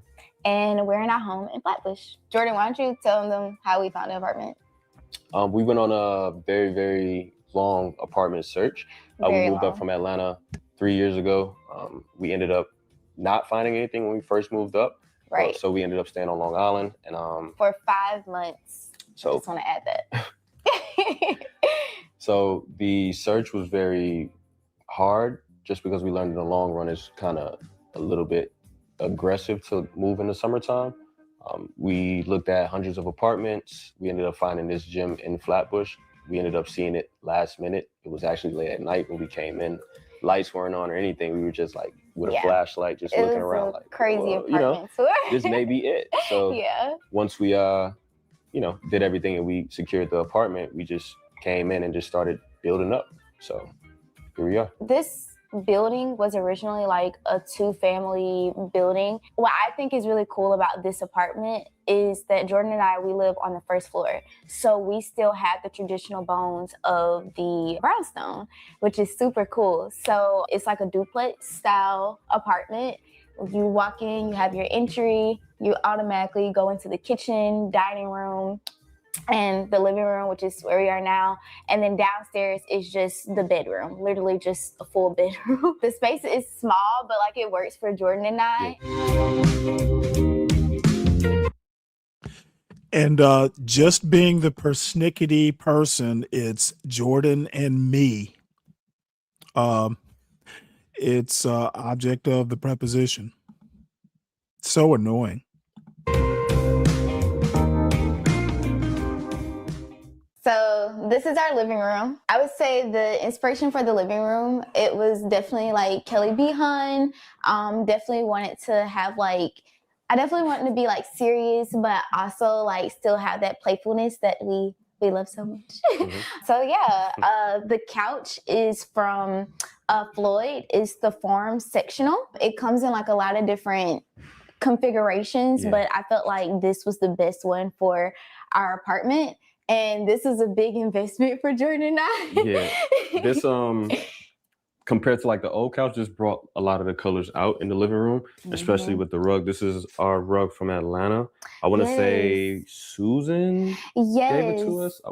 Am I right? Yeah. So I work for a designer, Susan Ferrier in Atlanta, and she actually gave me this area rug. And what's so crazy is that she used this area rug at the Kips Bay Show House in New York, and it found its way back to New York. That's so crazy. So this area rug is special. We're not letting this one go. We have the hem throw pillows. I'm obsessed with him and all of their pieces.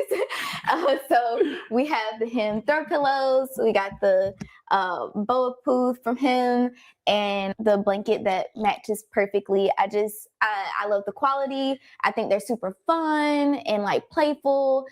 And yeah, it worked. It all came together and it works really well. Yeah. This piece right here is a photo that I took. This is Sunday. I took this 2 years ago and somehow it ended up being framed in the living room thanks to Tracy. Okay, I'm going to say it. It looks like a black female Alfred Alfred E. Newman. Originally, my bad. Okay. It originally wasn't supposed to be here. I forgot the piece of art that we were planning to put here, but she showed me a couple options of what she was thinking about and what would like tie in the whole living room. This was like one of the final touches. So when we got it blown up, it kind of set for a minute though. We didn't hang it up for like a couple months. And then we finally hung it up and it just like, I don't know what it does to the living room, but it just like creates this vibe. And it's a strong feeling. So shout out to Sunday. Yes, shout out to you. So with this image, I went into taking this image. I just wanted to highlight Sunday's features. I actually sat on these photos for probably a couple weeks before I even put them out or even sent them out to Sunday. So I kind of sat with it for a minute and yeah, it just has this strong feeling and then like happiness, empowerment. It just feels very, very, very right. So it's a good photo. Yeah. It's a timeless photo in my opinion. So Yeah. to have it in the living room is kind of different. It feels good. So this is our little bookshelf. We swap out books from time to time. We have really a lot of books. Her but it's little just the bookshelf. This is the bookshelf that we're working with. But most of the books on here are either like design books. We have a Deanna Lawson book. She's a really good photographer, really amazing. Oops. A couple of these books, couple homies like my older brother, he kind of forgot this book at our old apartment and we just ran with it. It's Kobe. So This window bay, when I first saw the apartment, it's definitely one of the areas in the apartment that caught my eye, and I was just like sold. Like let's do this because I could see like how cool like or what a moment this area could be, and I wanted to add like long drapery to kind of like include like this exaggeration or like just like create this moment. And then we have the hem poof, which I have been eyeing for a while. Like I would say maybe like 2 years. It does come in different colors, but I decided to go with the cream just because it worked well with everything that we have going on in this space. And I thought it was super fun. This living room has went through so many changes. Originally, we had like just a white desk from IKEA that was sitting right here in this little bay area.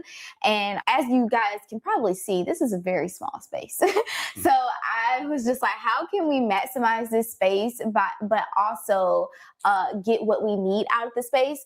Jordan and I, Jordan is always working on his laptop, whether it's like editing photos and stuff like that. So I'm like, we need like a desk area. And at one point I was working from home. So we needed something that was comfortable, but also like didn't fill up the space. So that's when I came up with the idea to create something that was wall mounted and kind of create like an entertainment / work area over here. So we have this desk, which is mounted to the wall. The top is mounted to the wall. And then I added some shelves to kind of, add a little bit more decorative touch to the space. Above the shelves, this is art that Jordan and I, we actually painted portraits of each other. Sip and paint, yeah. Yeah, we did like a sip and paint for our 5-year anniversary. And our portraits were just like sitting around. And then one day Jordan came home and it was framed and he was like, okay, Tracy, but it works and it's cute. I love this little area. This is our workspace. And then now here we have like our, our entertainment area. So it just, I felt like this area, like we kind of just created like this seamless design that looks clean and doesn't protrude too far out of in the room. So like we have space to still walk around and everything. I think everything just like flows and it works. So these are our coasters. We went a long time without coasters. I'm not sure why. I think we had some, but we just ended up giving them away. These are from Imani. Shout out to Imani. My best friend. She gave us these for our anniversary this year. You don't know too many people with a GNX cup holder. So the coaster basically is 6 of them. It basically just describes our relationship. So the first one is Kendrick Lamar. We both like Kendrick Lamar. We're huge Kendrick fans. The second one is the Outkast ATLiens cover. We're both from Georgia. She's from Macon, but we could say Atlanta. We lived in Atlanta together. The third one is Solange. She loves Solange. She listens to a lot of Solange. And this next one is WizKid's Lagos album. This was our first concert we went to together. So, and this is a picture of Solange. So that's the last one. But basically what she did with this gift was just highlight like a lot of things that tie us together and a lot of things that we actually like. And it's just celebrating like years of us being together. So yeah, it's pretty cool. perfect. So we've been together for 6 years. We just made it 6 years on March 31st. Yeah, we decided to move to New York because Jordan, when we first met, he would always talk about moving to New York. And then I think it was in 2021, I told Jordan, I said, we're moving to New York. And he was like, I don't think he believed me, but then, Kind of, sort of, a little bit, but I was just like, it's very abrupt. So she said it in January and we ended up moving in May. Yes, so we it's did. kind of like fast tracked. I flew to New York for a job interview and Jordan was already here because he had a shoot, and like we met up and we were here and we were just like, yeah, we need to be here. So that was kind of like, I feel like a confirmation. That's how we got here. We're gonna head down to the bedroom.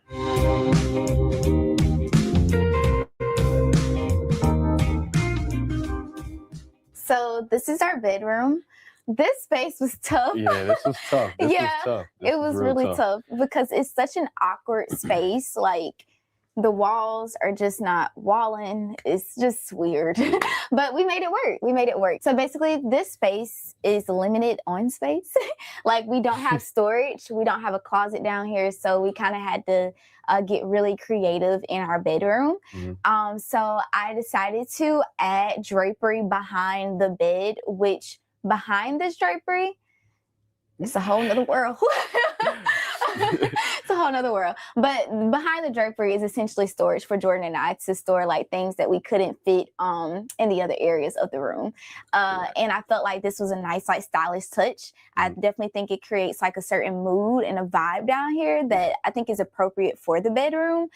So it works and we like it. Yeah. I feel like it makes the room feel more spacious too, like versus what we did have prior to this design. Like we said earlier, like the apartment has been through like 4 or 5 different makeovers. So this one downstairs feels like it's very, very spacious versus what we had before. Even when it comes down to like the shelves and everything, she just chose like the right furniture just to make it feel like it's more space. So I guess the blinds could kind of create that look where it's just, it gives it that walkway and space. Like even before the walkway didn't, feel exactly how it feels now. So yeah, good point. We intentionally moved the bed towards the wall so we could create like a walk space to go behind the curtain and go in this space, because before we had the bed centered in this space and it just was too tight and it just wasn't working. It's very awkward. But I think this works for us and we're happy with how it turned out. Yeah. When it comes down to the bed, originally we had this wooden IKEA bed, and I'm not sure if y'all noticed right now, but we love IKEA. But anyways, we had this wooden IKEA bed, which actually came from Atlanta, and it was Jordan's bed, and he brought it here to New York. It was hard for Jordan to let go of the bed.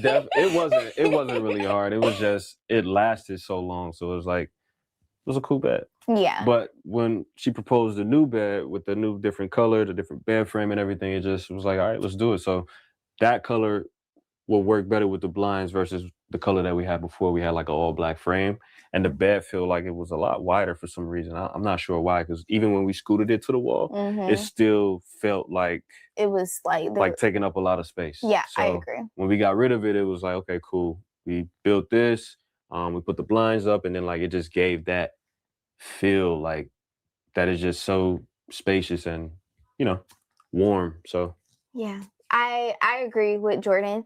I decided to go with a lighter bed just because this space is very small. So I felt like adding something that's light, it kind of will make the room feel a little bit lighter and kind of open up the room a little bit, especially with the dark background. And I think we achieved that because the space definitely does look way bigger than it did previously with the dark wooden bed. But yeah, this works. And the cool thing about this bed also is that there's storage in the front because we need storage. That's one of the main things. Yeah, just about finding where to store stuff. So. Yeah. That electric heater up there, I'm sure it must have a blower or something, but man, that is a horrible location. Heat rises for starters, and if you gotta force the air downward, you got a bed under it. I'm like, dude, um, I don't know. I'm kind of with people who are like, yeah, that just I just don't know about that as a bedroom. It's just all around awkward. Finding creative ways to get storage, basically. Like that's our main goal for this room. So there's this is like a little drawer that has some things inside of it that it much needed. So the art for downstairs definitely was a part of making the decision of the colors in the bedroom.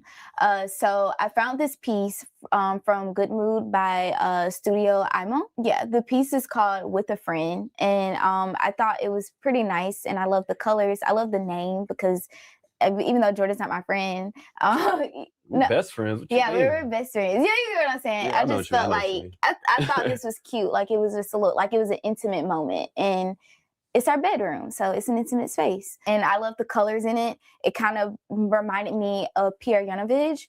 I love his interiors. He uses these like dark, deep reds, and he mixes it with different colors. And this painting definitely brought all those things out. And I was like, okay, like we can play out this and make everything else work. This piece here is very special. Actually, one of my colleagues made this piece for our apartment, like literally made this piece just for us. Her name is Natalia. She's super talented. She was very excited about doing something for Jordan and I that really worked in our space because she heard my stories about how like I'm working in my apartment, I want it to be perfect, da da da da, and she just added like a piece that just made it even more special. It's handmade too. Yeah. So this is the rest of the bedroom. Right here, I guess one of the main things to remember for this space is storage. Like we really had to get really creative with how we're storing all of our clothes and shoes. I found this company, or someone told me about this company called Modern Shelving, and they basically create like these custom shelves for I actually think the best thing in the whole apartment is the stairs. Everything else, I'm kind of pretty neutral about. you, built to how you want it. So the process was actually really cool. I created a sketch for like what I hand drew, like the sketch of what my idea, my vision for what I wanted in this space. I met with someone during a consultation and told her like my ideas. I shared the sketch, and she provided me with this rendering of how it would look. And it was so cool to actually see like my vision kind of start to come true. Yeah. So one important thing is that we knew that we need storage for shoes, storage for like random clothes and things like that. But then also we wanted to have a TV down here. Originally the TV was placed on the wall where we have our with a friend art, and it just wasn't working for us. It was kind of awkward to lay in bed and watch television. So I knew like I wanted a TV that could kind of like face forward, but also I couldn't have a dresser because the space is so limited. So we had to really get creative. So that brings us into the TV. The design of the TV and the bed, it kind of needed to coexist. So basically you can pull the TV off. So you can, watch the TV from the bed. Yeah. And this was very important to me. So, because I'm like, we have to make this work. And I knew that like when people came downstairs, this was going to be like the very first thing that they saw. So I wanted to make something that was functional, but also like attractive to the eye. And I think we achieved Yeah, I think we hit it right on the nail. Yeah. I feel that way. Yeah, definitely. For the shelves, we have a lot of shoes, like a lot. So definitely wanted to use the shelves for shoe storage and also like a lot of like randoms. So we have like hats and random things inside of these cubbies. But then we decided to add our shoes on the shelves for extra storage, and then just throw in like some books and like DVDs, just like for a little design touch. Yeah. And then Jordan, as I mentioned, he's like upstairs. Jordan is always like editing photos and up late. So I was like, okay, why don't we add like a desk area downstairs as well, so he can be in the bedroom and work if he wanted to, or maybe I can use the desk upstairs. So I decided to add like this desk area in the room, and I think this works. Like, it's just a little space, and if we want to, we can also like move the TV this way. Yeah. To watch while we're working. So it works. I have my jackets and my pants, again, extra storage. Another point that I want to make is since I knew in this bedroom storage was important and we do have a lot of clothes and shoes, I was like, okay, maybe we can create like a dressing room look for the second part of the room. So that's why, we have like this open storage with the clothes, and then we also have this like mirror, an ottoman for if we want to change our shoes or lay our clothes on the ottoman. I kind of just wanted to create like this high-end dressing room effect, but in a bedroom, like just trying to find a way to like make this awkward space turn into something that was visually appealing but also useful, because it being useful is very important. Like because we realized by living here for almost 3 years, like something had to change. This is like you said, this is the third space. So this is the fourth version of this space. So this is the best space by far because it actually has a mirror this time. Like, the other times we were trying to incorporate it, and it was hit or miss. Like, we would keep that design for probably 10 months, and then we were like, okay, well, that's not working. Like, so it was just trial and error, and I feel like right now we finally figured it out. So it just feels lively. It feels like somebody lives here. We enjoy it. So yeah. So this is our bedroom. Yeah, this is our bedroom. I knew when she said that she wanted to actually design it, I was like, look, just keep in mind that, I live here, and, let's not, but then again, it's just like, have fun with it and do whatever you feel fits. Most of the time, like, I trust her vision just because we do have the same style when it comes to a lot of things. It's just, she sees it a little different and puts it together a little different. So it's just now seeing it in full, it's just like, it's amazing. So it's cool. You did a really good job. Thank you. When I first saw the apartment, it was just more so like Flatbush. Like, I was already looking at apartments in Flatbush, but we just didn't take the leap to go. And it was like 5 months going on, and we were just like, yo, we gotta get this, we have to get this apartment, or we gotta find something that actually fits. So everything I was looking at in Flatbush, it seemed like all of our furniture that we were trying to move up would actually fit because it was around the same square footage that we had in Atlanta. So once we seen it, I was just like, just gotta go check it out. It was dark. He was like, yo, this the latest I could come. I think it was like 9 at night, yo. Yes. No lights were on in here. Like, we were just in here with flashlights, just looking, and we were just like, yo, that's it. Put the application in like 2 days. It was like, yo, you got it.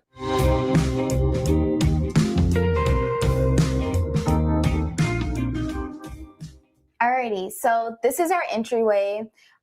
This space is obviously very small, like the apartment, but we had to get really creative again with storage. So we have a lot of guests that come over, family, friends, a friend of a friend. We have a lot of people coming over here. So shoe storage was very important. Initially, we only had 4 of these hay crates, but we decided to up that to 8 so we can put more shoes in this area. And we have like this coat rack, which we decided to add for bags and things coats, like that. Well, I'm gonna say this, and I will try and keep the negativity to a minimum. I need a lot more wide open space. I have lived in a place that was probably less square footage than this once, but I was 23 and I lived alone. I'm not sure I'd be able to live with another human being. I'm one of these people who needs alone time. And if I can't go down to the basement or into the backyard or, just out, I mean, I'm an inside cat, but I do like to get out, outdoors when the weather's nice. And I don't know how you can do it in the city, getting out on the block, walking down to the bodega and calling that getting out of the house. Just it wouldn't be for me, but it seems like these two are kind of city mice.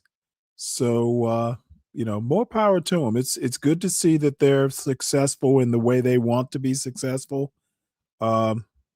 So Yeah, bats and coats and things like that, and then just added this light, this pop light from Schoolhouse for a little touch. I will say I do not like the big light, like I really don't. So that's why you'll see throughout the apartment we have a lot of accent lights because I really enjoy the accent lighting, and also I feel like lighting can serve as art as well. So yeah, this is pretty interesting, and also when you walk into this entry space.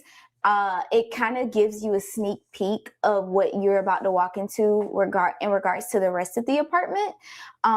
Like it being a reflection of Jordan and I, our styles and what we do. So I'll let Jordan, you can talk Yeah, it's kind of like blending the two. So like you see like the key holder is it's made out of cork. So you just come in, most people come home and just throw the keys or they just hang it on the rack or whatever. Yeah. Yeah, well, I got this from you Christmas 23. That was our first year living here. So I did these two features before we moved up, and she ended up framing them. So I ended up bringing it back, and then it was just sitting around for a minute, like we were still deciding what we wanted to do with the actual space. And then once again, Tracy come out the blue and like, well, let's incorporate this into the design. So it's at the door as soon as you walk in. So it kind of gives you like perspective of both of us. So you got my photography here, and then you got design. Her favorite color is red. So it's kind of like Yeah. And then this light is actually cool because this is like a replica of like one of those thrift finds that you like, the little thrift shop lights that you may find.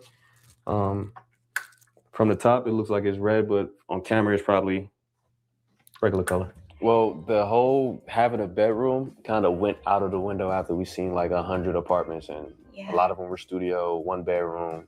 So just like, this is what we'll work with. We kind of take like the stairs as like a door because it's like a cutoff. It's changed. This is like the fourth version of the apartment. Like, yeah, seriously. Went from when we first got in here with all of the furniture that we did have from Atlanta, yep. to moving out certain pieces and building around those new pieces, and then filtering out everything that we had from Atlanta. So it's only like a couple pieces that we do have left. Everything is pretty much new. So it's like the apartment, we're growing with the apartment as we go. So certain things had its time, and then we just swapped it out. Yep, that's true. In 10 years, and I look back and reflect on this apartment, I'm automatically gonna think hard work. Hard work and dedication. Jordan and I, we moved to New York to follow like our dreams, interior design, photography. And I know that sounds like really cliche, but like that's just what it is. And this apartment has seen it all. Like it's seen our lows. It's seeing us like literally grow. And like I just love that. So I would say hard work, dedication. Like this is like the little just time that we just going all in.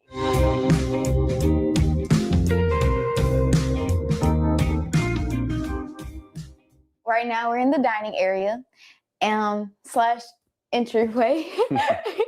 So I guess before this space was very mono. Now I am interested that this actually took a whole 30-minute video to show this apartment. That in and of itself is quite a feat. Chromatic, I guess. We had this table which we brought from Atlanta to New York, and we had like our original chairs that we got from IKEA. I decided to add a mobile above the table just because we don't have a light fixture, but I felt like there needed to be something to kind of anchor this space and draw your eye to this area. So this guy here, this is from Area Aware, and they are the reality hands. I love like quirky, playful, weird things. So I was just like, when I saw this, I was like, oh yeah, we're gonna put this in the apartment.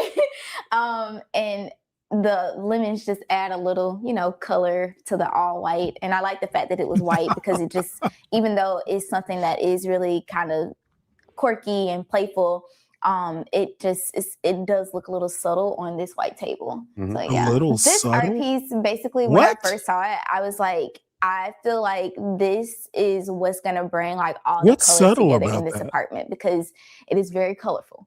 And I just felt like this piece kind of sets the tone. It's like serious, but it's also playful with the colors. So I enjoyed it a lot, and I feel like it would just tie in everything. So yeah. And as far as this wall, I feel like this wall is like, it's like my little baby because I had a vision for it and I was kind of unsure about it. But when we got it installed, it literally, like, it looks exactly how I pictured it. And I'm just so happy. This is the blow up collection from Home Studio. And I just love these pieces. I love the colors. And again, like, I think these are pieces that tie in the color, and also it has that playfulness, the quirkiness, like what, you know, is a reflection of Jordan and I. So yeah, I take pride in this one. Quirky Usually when it as an comes to aesthetic. anything that's getting put up on the wall or any type of art, she usually does like a mood board. She showed it to me, but with the wall, I kind of didn't understand it a little bit. But I was still like I said, like earlier, I trust her vision. She had something that she wanted to express or put up on the wall. So once it happened, it was just like, yeah, like I see exactly what you mean now. So, and I like the vases that she chose. They're vases, right? Yeah. Yeah, I like the design. Like she found the perfect designer to put those up there, like Yeah. the blow up collection. So it's cool. Yeah. I will say when we first moved into this apartment, this wall was something that definitely like caught my eye, and I wanted to take advantage of like how high it was. And I knew that this wall can make a statement when someone comes into the apartment. So that's why when I saw the blow up collection, the colors it came in, like I was just like, I think I found it. Like this is it, and it worked out. So this is our fridge. Our kitchen has not been designed yet, but we did want to highlight our fridge. This fridge has a lot of memories on it. So it's a mixture of family, friends, colleagues, just experiences. Everybody that means like a lot to us. Any picture that we get, we just throw it on the fridge. Yeah, it's kind of like a scrapbook of like our loved ones and our family. So like you'll see a lot of Tracy and like her mom, best friend. I have a twin. Jordan so and his twin. me and my brother right here. A couple of the homies, Kari right here. If you made the fridge, then you know what's up. Yeah, there you go. Home to me is somewhere that you're comfortable. It's somewhere that you feel safe, somewhere that you like spending time.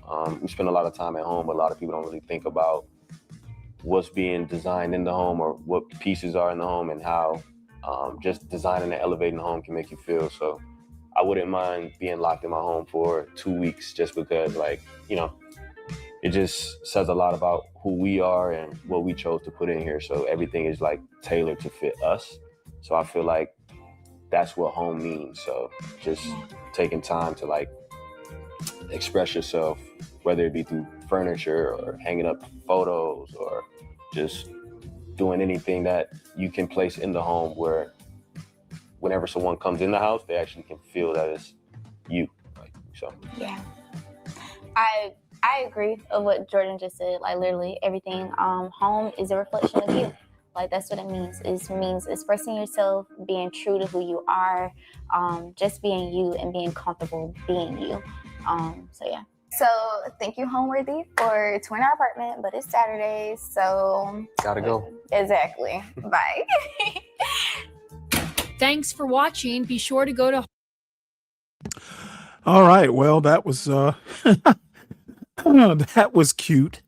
And by the way, I actually sent this off to Kimmy, asking her if this was good enough to show.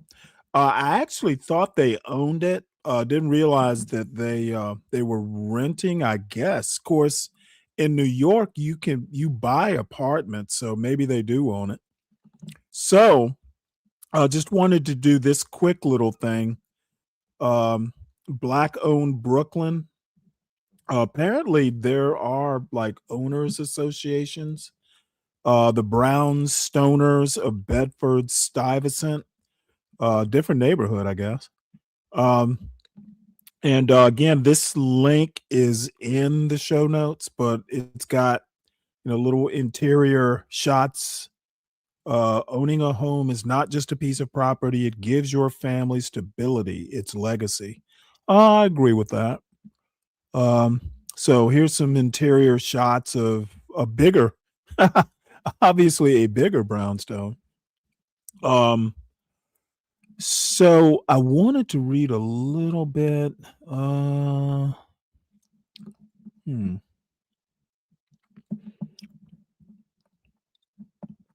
This is a church here.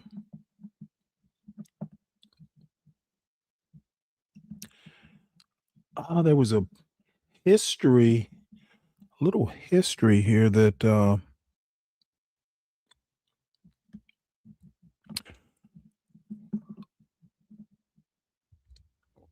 it says here, once a year for 41 years, Bed-Stuy residents have opened up their homes for the Brownstoners of Bedford-Stuyvesant house tour. In recent years, roughly 1,000 people have rolled through. While photos are strictly prohibited and the Brownstoners volunteers did not play about enforcing this rule, we were lucky to get the green light to photograph the inside of 2 Black-owned houses along this year's route. We included houses that are in all different stages, including homes that are still being restored to their former glory, where you can see what they're evolving to.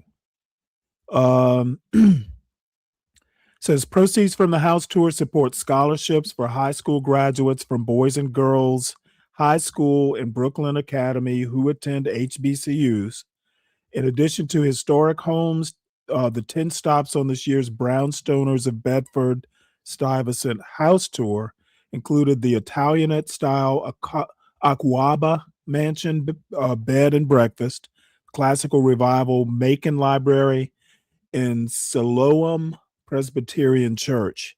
Siloam was founded in 1849 in downtown Brooklyn. The church's original location was part of the Underground Railroad and visited by abolitionist John Brown en route to the Harper's Ferry raid. Interesting. Before the congregation relocated to Bed-Stuy in 1944. The newer building is also historically rich as a civil rights hotbed visited by Malcolm X and is striking in its simplicity, disrupted by Transfiguration 2, a massive abstract sculpture looming over the pulpit. So see a picture of it there. So again, this is in the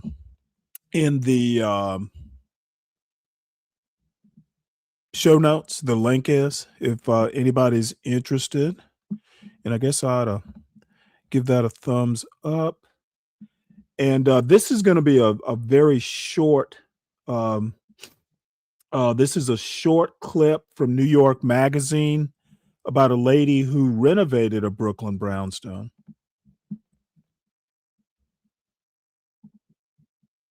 Oops, hold on one sec. Sorry, I forgot to switch back. My bad. Here we go. Melanie Barnett is an artist, interior designer, and activist who founded the Black Artists and Designers Guild in 2018. She bought her house in Bedford-Stuyvesant years ago and did a complete Hey, that's gut pretty funny, renovation Brian. that now reflects her rich heritage. I wish you'd done that before I titled this show. When I walked into this house, it was a total wreck. There was a hole in the roof. The water was coming all the way down to the rental. I had a squatter in the house. I was like, can I live here? But, as a creative person, we have vision. I began the renovation with just getting rid of everything. The only things that we actually did save were the front door and the stairs. This was a traditional, like Queen Anne style, townhouse. And back then they had the marble fireplaces, just more traditional details that didn't really fit with my aesthetic. But with that, I put in a modern fireplace. So I still have that sense of, sitting in front of a fire. After that, it was about creating a blank space. And we had a blank canvas to do whatever we wanted. The rug here in the living room is my carpet design. It's actually come from a collection inspired by my mother's home country in the West Indies, and it's in my favorite color, turquoise. So the tiles are part of my product collection. They're cement tiles. They're handmade in Mexico, and I design all of them. And designers could buy them, homeowners, anybody. And the collection was called Scion Hill. Well, in the kitchen, that is the extension. So that entire room is all brand new to the house. It's really the gathering place when people come over. Instead of having like a traditional, say, door, the whole back side of the kitchen is glass. Because I really love to have a lot of sunlight, and my home is inspired by my Caribbean heritage. And I wanted to feel like I'm in an island somewhere. So that's what sunlight does for me. It gives me that sense of bringing the outdoors indoors. So the painting behind me is Ajua. Ajua was inspired by the women who work in the marketplaces around the world. Because people look at women in the market as like, oh, they have such a hard life. And no, Ajua, she's doing really well. She's powerful, not just because of her skin tone. She's enjoying and she's an innovator. And I hope that when you see her, you feel some of that from the painting. So the painting on the other wall, she's Miss P. And she doesn't play. So if you need something, Miss P is going to handle it. And if you're late to your spot, she's going to make sure that nobody touches your goods. She's like the mother to everybody in the market. I've always lived in brightly colored painted walls ever since I was a small child. Color is a very key characteristic in my culture and my experience, and I wanted to embrace that when it was time for me to have my own space. Well, the bedroom is like the lavender box. It's more of this real tranquil place, because we think about the bedroom, it's a place we want to relax. And it's very simple. There's not a lot of furniture. And I wanted that to be, because after a long, busy day, especially in the city, you want to come to a space that's like, just relaxing and calming. To purchase and renovate your own home is no small feat, especially if you're a young artist. And Mulaney Barnett did just that. What we can learn from Mulaney is that your home is the perfect place to express your heritage, your culture, the art that you love, and the art that you create.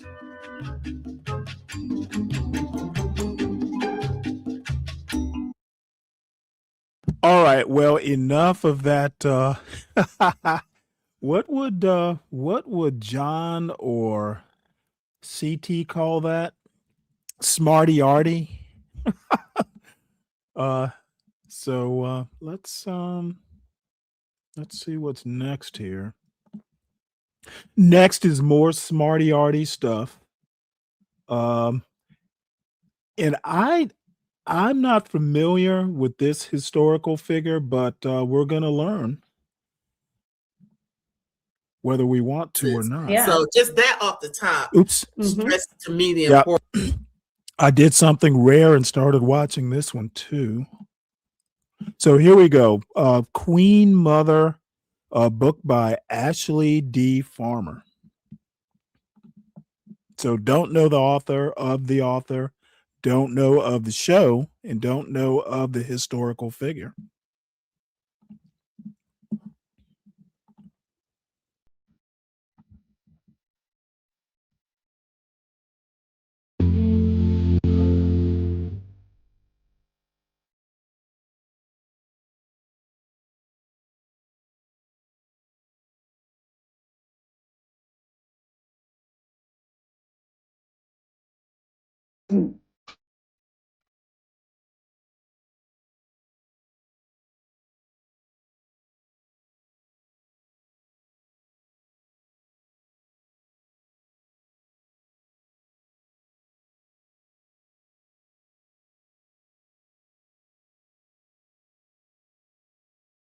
Wow, this is a long intro.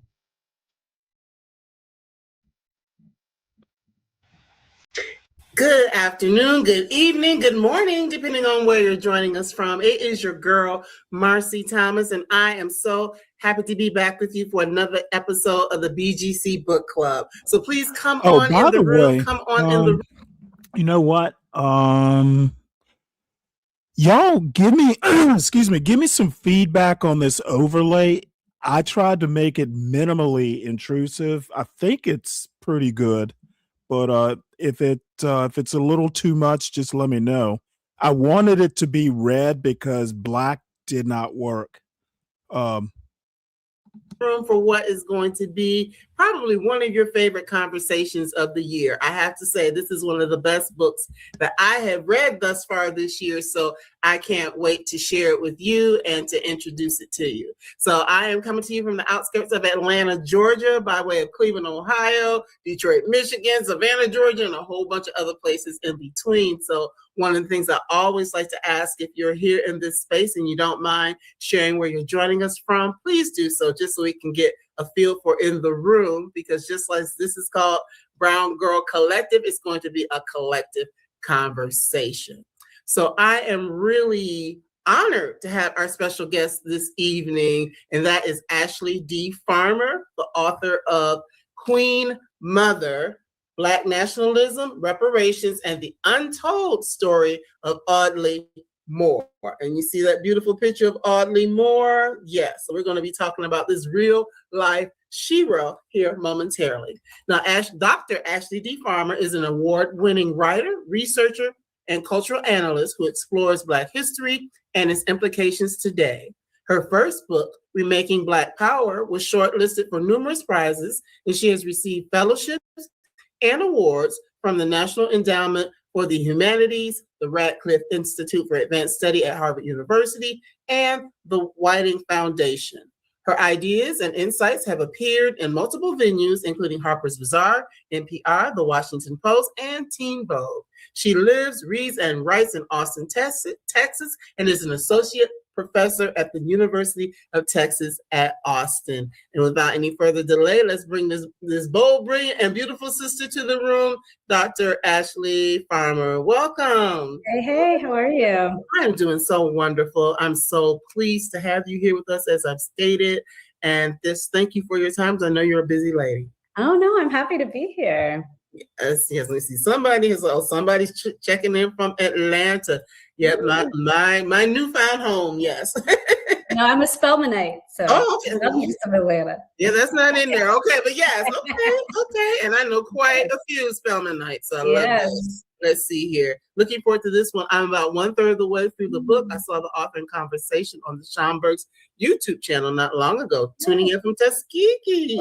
Okay. Good to have you again. Yes, good. So one of the things, first of all, I just want to congratulate you on this book. Thank you. Because it came out in the fall, and we've just been waiting for the opportune moment to have you here, but it's such a pleasure. So what has the ride been like since this book has been out in the world for you?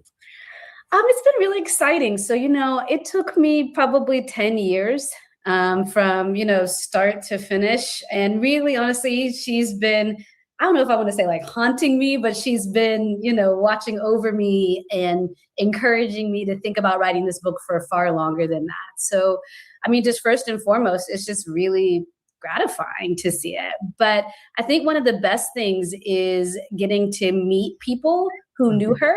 Almost everybody has got a story about when they met her, when they saw her. And it's also been really cool to see. I interviewed a lot of people for the book, and then they've shown up on the tour, and we'd only ever talked, on the phone. So getting to see those people in real life has been it's been a blessing. Yes, I can imagine that it is, because she is quite an icon. Mm-hmm. Queen Mother Audley Moore. Yes, so now you said it was like 10 years that you were working, because y'all, the book is thick. Okay. I see your tabs though. I appreciate show you all my tabs. I forgot to do that. I did say I read some and I was listening, but as I was listening, I was still tabbing. I'm like, okay, that's where that is. That's where that is. That's where that is. So the book, true reader. Yes, I am a true reader. Mm-hmm. So the book itself, the part that as you would say that you would read is probably about 350 some pages. Oh, okay. 60. You know what? I didn't even notice. Okay. Okay. so hours of listening, depending on what speed you go. Exactly. It's also like a whole lot of resources in here. So this book is very well researched. Thank you. I appreciate it. Like I said, it's been a labor of love, building and building and building. Because what most people don't know is that she doesn't have an archive. And so, when you think about going and starting a biography on somebody, usually, historians, we go to a place, put up our stuff, we open box one, folder one, there's a birth certificate, and then the X many boxes later, there's a death certificate. I had nothing like that. So it was reconstructing from, scratch, basically. So what was it that drew you to her story in the first place? I think it's twofold. So you mentioned my first book, Remaking Black Power. That's a history of Black women through the Black Power movement. And for that, I probably interviewed maybe 40 different men and women. Okay. And almost everybody had a story about Queen Mother Moore. Okay. Queen Mother Moore was like the first time they'd heard about reparations. It was the first time they'd heard about Garvey. They remember seeing her like on the street corner and the way she could like command a stage, And so when I went to go and look for her, there was like almost nothing there. And I didn't understand why. There's that. And then two, I remember her picture from when I was a little girl. I start out the book, so I'm not giving away any spoilers here. Right. With the book, I Dream a World, which if you're a lady of a certain age, a Black lady of a certain age, you have this book. Yes.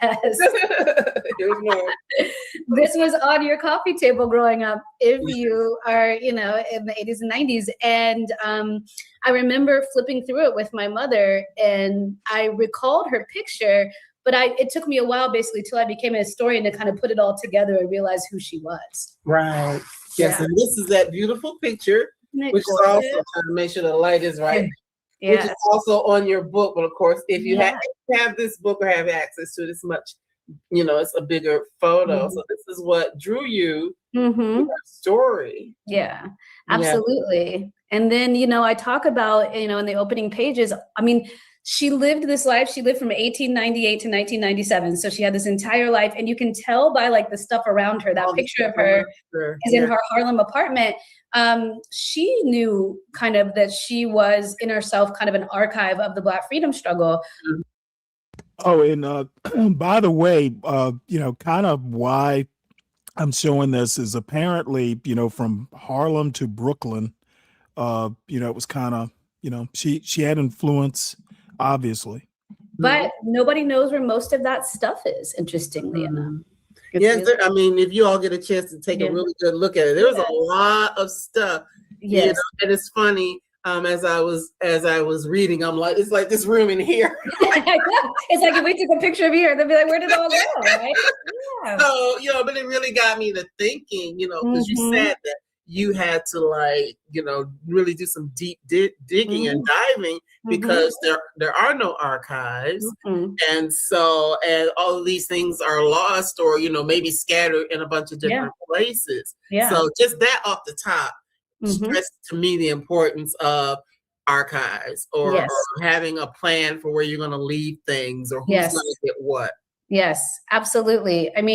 You can tell again, like from that picture that she knew she was important, put it all together. But the key was that there wasn't a plan for somebody to kind of take it over. And like I said, stories abound about what happened. Some people say the stuff is stolen. Some people say that she put it places, but it's important not only to preserve everything, as the archivists like to say, keep it high and dry, but also to think about where it will go. And it doesn't necessarily mean it has to go to like an institution, but just making sure somebody is the steward of it so it's easy for folks to talk about you in the future. Yes, I love that. Yeah. So in piecing together her story, you've already said you talked to a lot of people and things like that. What other types of sources were you able to go to? Were there like any letters or magazine articles or newspaper things that you could find to talk about her?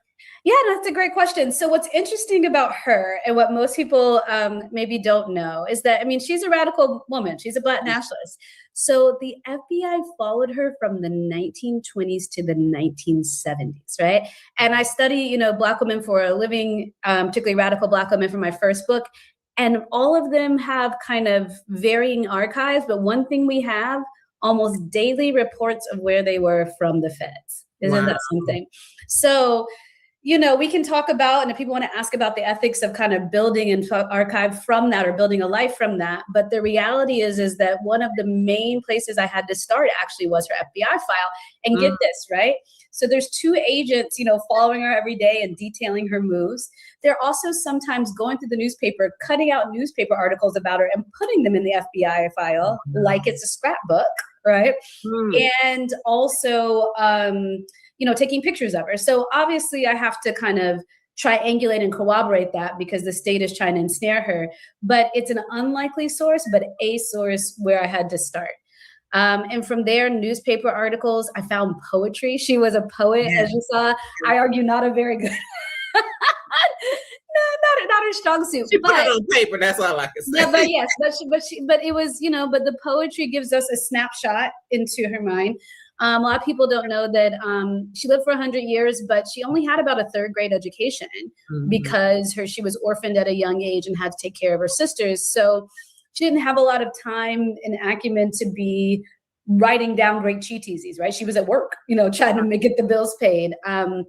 So a lot of what we have is kind of what she was doing on the go, if that makes sense. Right. Yeah. And that's why I have so many tabs. Because as I said this to you before we came on, is that yes, you're telling her story, but it's really a Black American history, and really international because she did a lot of things, which we're going to get into some of that here momentarily. But it's like you're telling us our history and even the things that were happening like with her family before she was even born. Yeah.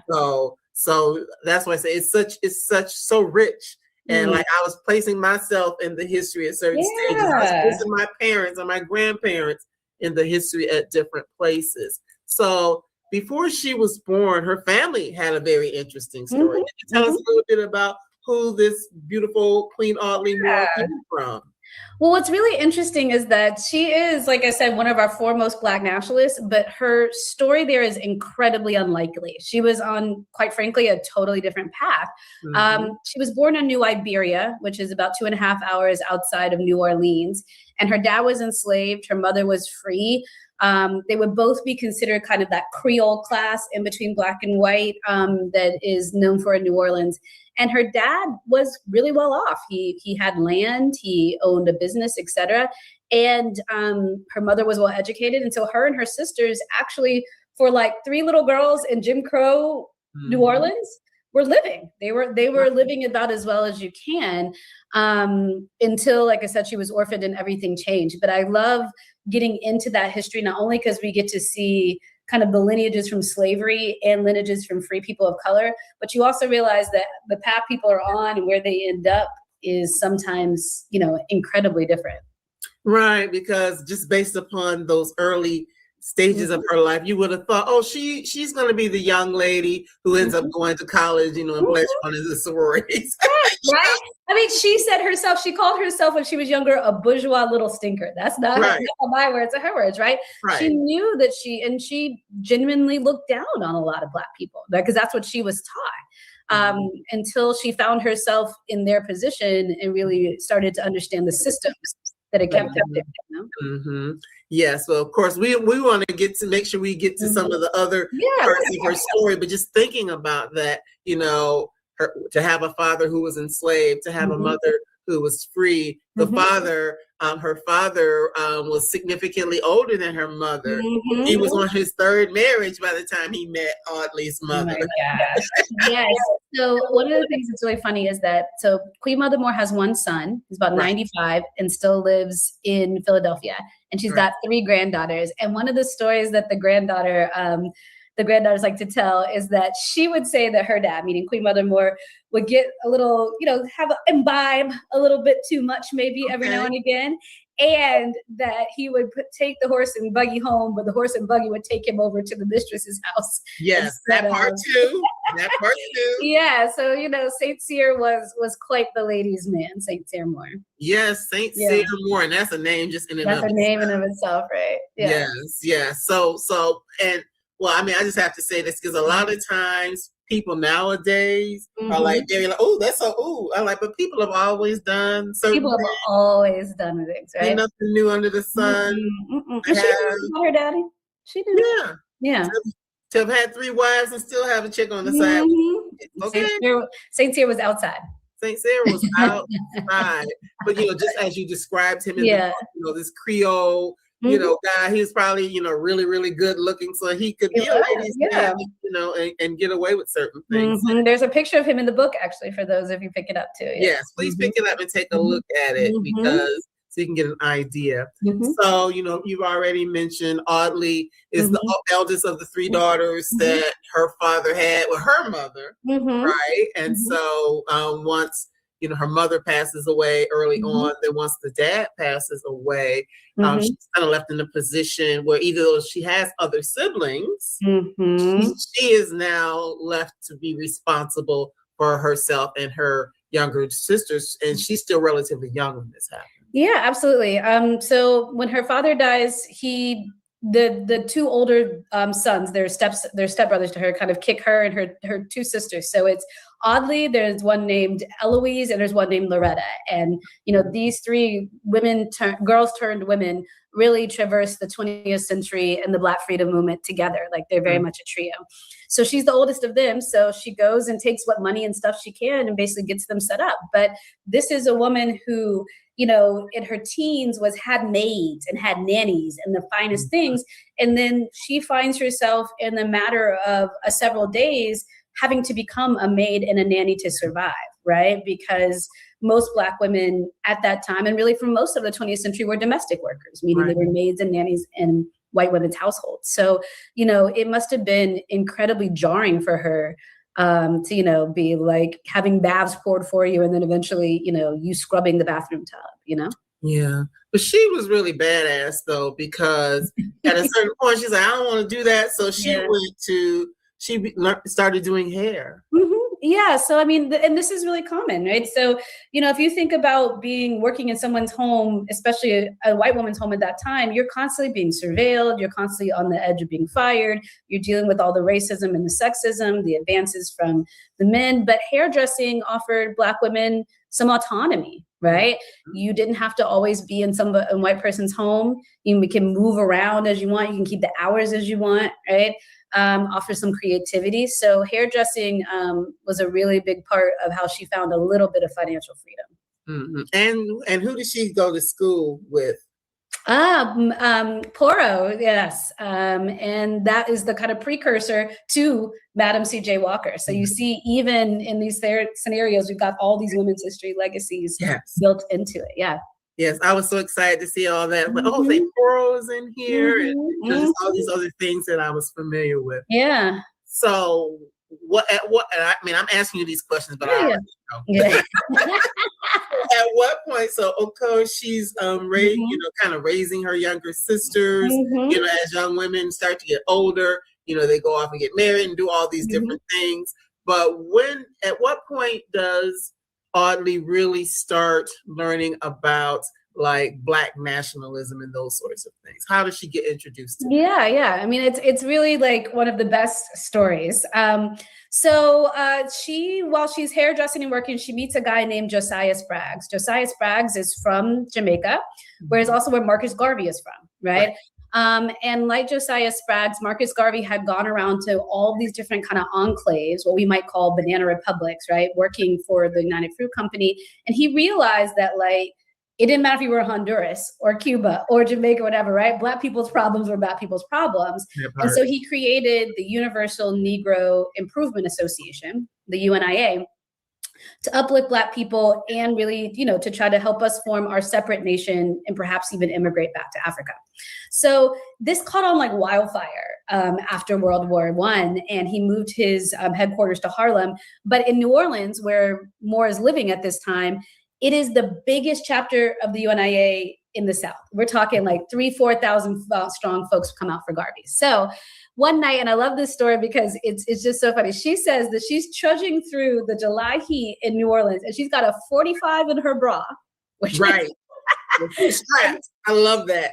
Right. Another one in her pocketbook. And the guy, Josiah Spraggs, who she has married to, has a suitcase full of bullets. Right. Mm-hmm. And they're going into a place called the Longshoremen's Hall. It's like a meeting house for working class Black folks. And everybody's nervous because Garvey had been arrested the night before. Because they were afraid of him rousing Black people to action. They got him out of jail and they wanted to see if he was going to speak tonight.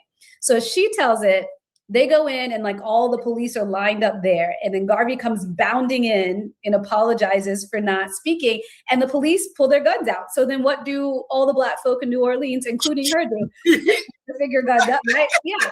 And they yell in unison, speak. Excuse me. Speak, right? Mm-hmm. And so you have to think about what this was like for an 18, 19, 20-year-old, girl, who had just slid down the class ladder, right? Mm-hmm. All of a sudden here were Black people defending themselves with guns and the police, backing down.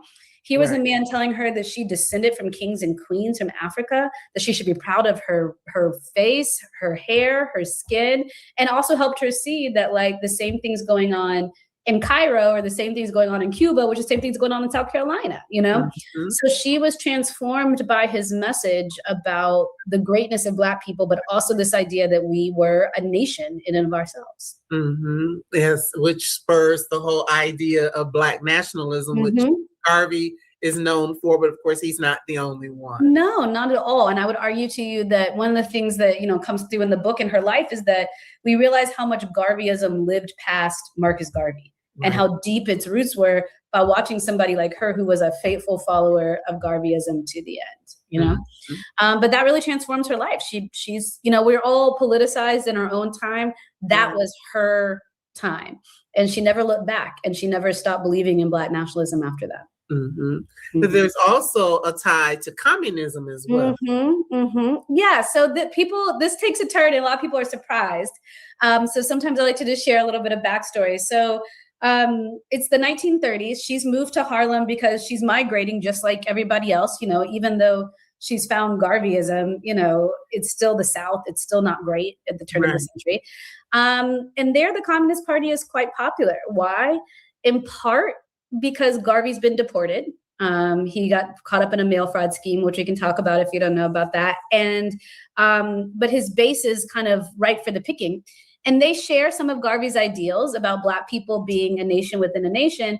But really what attracts people like more is that the Communist Party is just standing up for working class Black people. When it's the Depression, there's a soup kitchen they're running. When somebody gets evicted and they put their furniture out on the lawn, the Communist Party comes and puts it back, right? They're advocating for universal health care and the state to feed children, right? And so if you're looking for a place to get in and get organizing, they offering that space and they're letting Black women take that space. So she calls it a vehicle, right? She's not to like express her politics.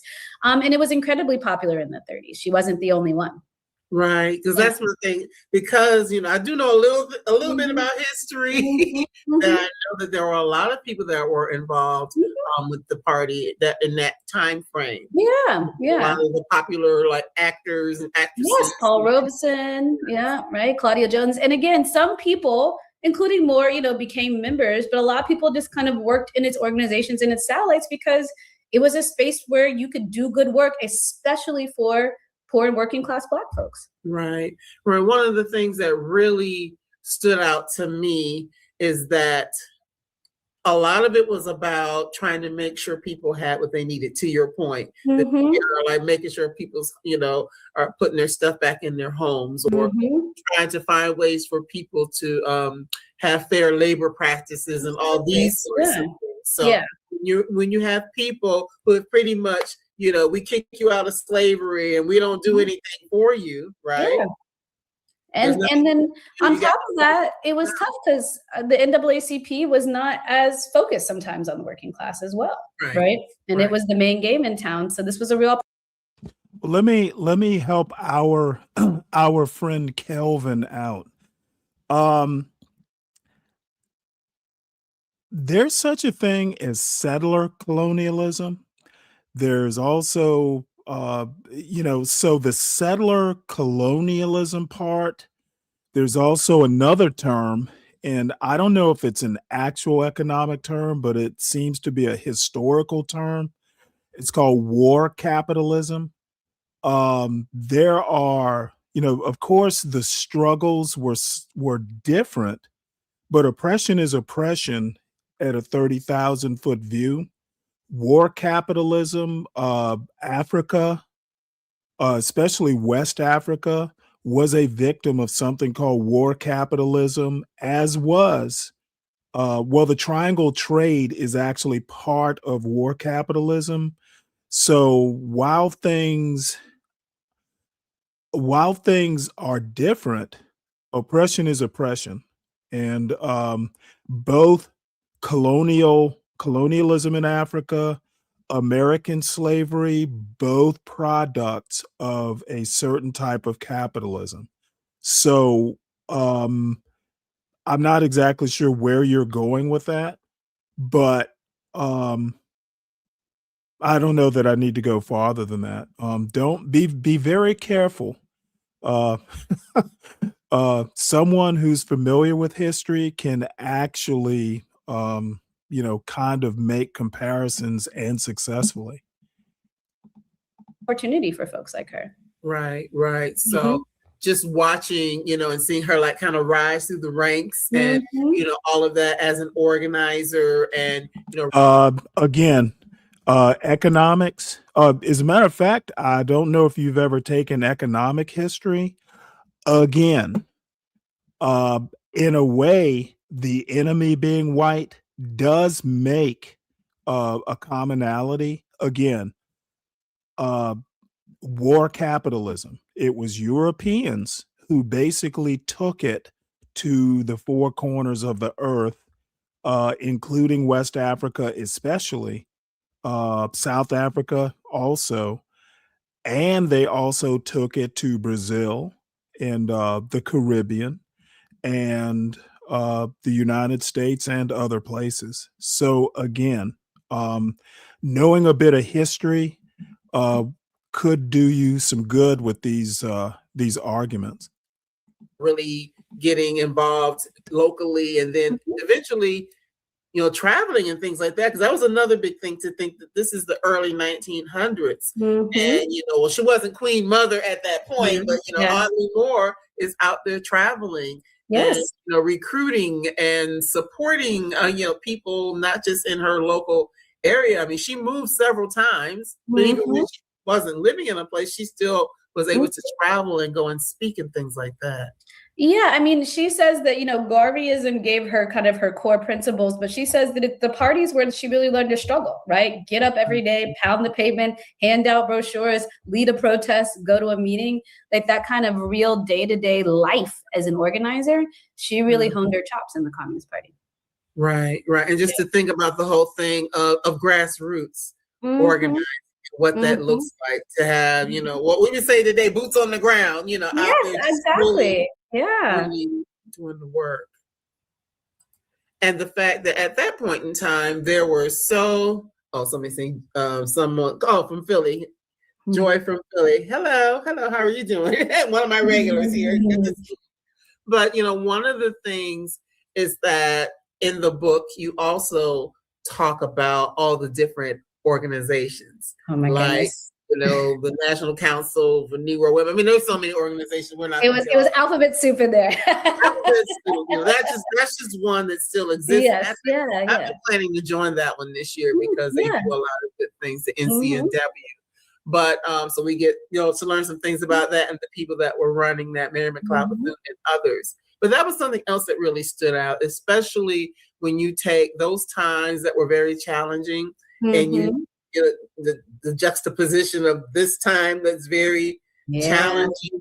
And thinking about how people would come together in their groups and their enclaves and things like that and decide, hey, we don't like this. We're gonna form an organization, an alphabet organization. And fix it. And we're gonna get to work and do some things. And I just found that really powerful that at the turn of the century, so many of our foremothers and forefathers were really doing that. And I'm really glad you brought that up because one of the things that surprised me about writing the book, and I think will surprise people as they read it, is I've told you that Moore is a nationalist, right? She believes in a separate Black nation. She believes in Black self-defense, Black community control. She thinks that, integration is not the move. But she works with integrated groups. She works with women's groups, right? And throughout the book. And at first it surprised me, but then it really showed me what a keen organizer she was, right? So she was able to say, these are my core values, but I can't always express them in the same way. Like, for example, when she's in the middle of World War II, we're fighting Hitler and fascism. You can't say some stuff about America right then. That is not going to fly, right? The feds have already been watching you for 20 years, right? And so, she just said, okay, but here is where I'm aligned with these people, even if I'm not 100% aligned. Here's where we can meet in the middle and build coalitions. And sometimes those coalitions lasted a long time. Sometimes they were just around one demand, right? Or fixing one thing. But it's a reminder, I think, in this moment where we can kind of dig our heels in. If somebody doesn't agree with us, we can't work with them or find middle ground. Not only is that just not how people work, but that just isn't also how organizations and ideas survive too, right? So I think she's actually a really good model of figuring out, like, don't give up your values, but where can you build coalitions to still do good work? I just think that's so important. And one of the reasons why I said I wanted to join the NCNW, because I'm in a sorority, Sigma Gamma Rho, and actually they're mentioned in a spot in the book. I was like, but that's one of the things that for years there's been, them working together. The NCNW works with a whole lot of different organizations, because there are those things that we need to come together and have some level of common ground on. So I love that. And the fact that, even though, as you said, she's all about nationalism and, Black people kind of need their own space, so to speak, their own way to live in the world, but understanding that we don't do anything in a vacuum. For things to get done, you're going to have to reach out. So whether it's something political that, because I'll just use Obama as an example. It wasn't just Black people that voted for Obama. So if there's certain things that you want to see done, it's going to take a coalition of people, and it might be, the Jewish people, it might be, the LGBTQ people, it could be, or the Hispanic, it could be a lot of different groups to get the thing done. And we see that even in that time, what Queen Mother Moore was doing. Yeah, absolutely. And the idea that you can kind of set your mind towards a vision that you want to see, but that doesn't mean you don't have a responsibility to take care of real suffering of Black people right now, right? It's kind of a both and approach. She wanted us to move towards a certain vision, but that didn't mean that she wasn't going to work with somebody to make sure folks had housing or food or care, right? And that either or is, I think, a really important model. Right. And, the fact of coming together to take care of people, because that's a big thing. A lot of times, I'll just speak for right now. A lot of people, not everybody, are very much about what do I need? How am I going to get what I need? But instead of looking at the collective and saying, how can we come together to make sure people are being fed? How can we come together to make sure that the children are being educated? Or, when they're taking things away, and there is a part in the book where she's involved with some people in some educational endeavors. She put her hands on some of everything. Yeah, and I love that you brought that up too, because that's also how she originally got the title Queen Mother, according to folks. So she saw a group of students from Africa that were struggling to find a place to eat and to do their homework and stuff like that. And she just kind of set up shop with, and I want to remind folks, she's a lifelong organizer. She ain't got no money, this not, she is living on, donations and the goodness of others, obviously, but she never didn't give her own. And so when she set up that space for them in the 50s, they started calling her a Queen Mother as an homage, to both her motherly instincts, but also kind of being a mother in the movement. It was a while before she became formally installed that way in terms of Ghana and the Shanti tribe. But that's just a perfect example of how she always was trying to meet a material need, even as she was pushing people to think differently about citizenship and their relationship to America, Yeah. Just want to share this comment here.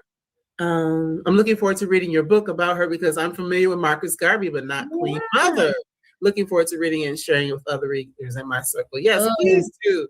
Please yes. do, because that's one of the things that I said even before we came on. Why don't we know about her? Mm-hmm. What do you think it is what do you think the reason is that we don't know more about her, considering what she did in 100 years? Yeah, I know, right? I think it's a couple of things. I think we like our Black freedom movement heroes young, male, and stuck in time.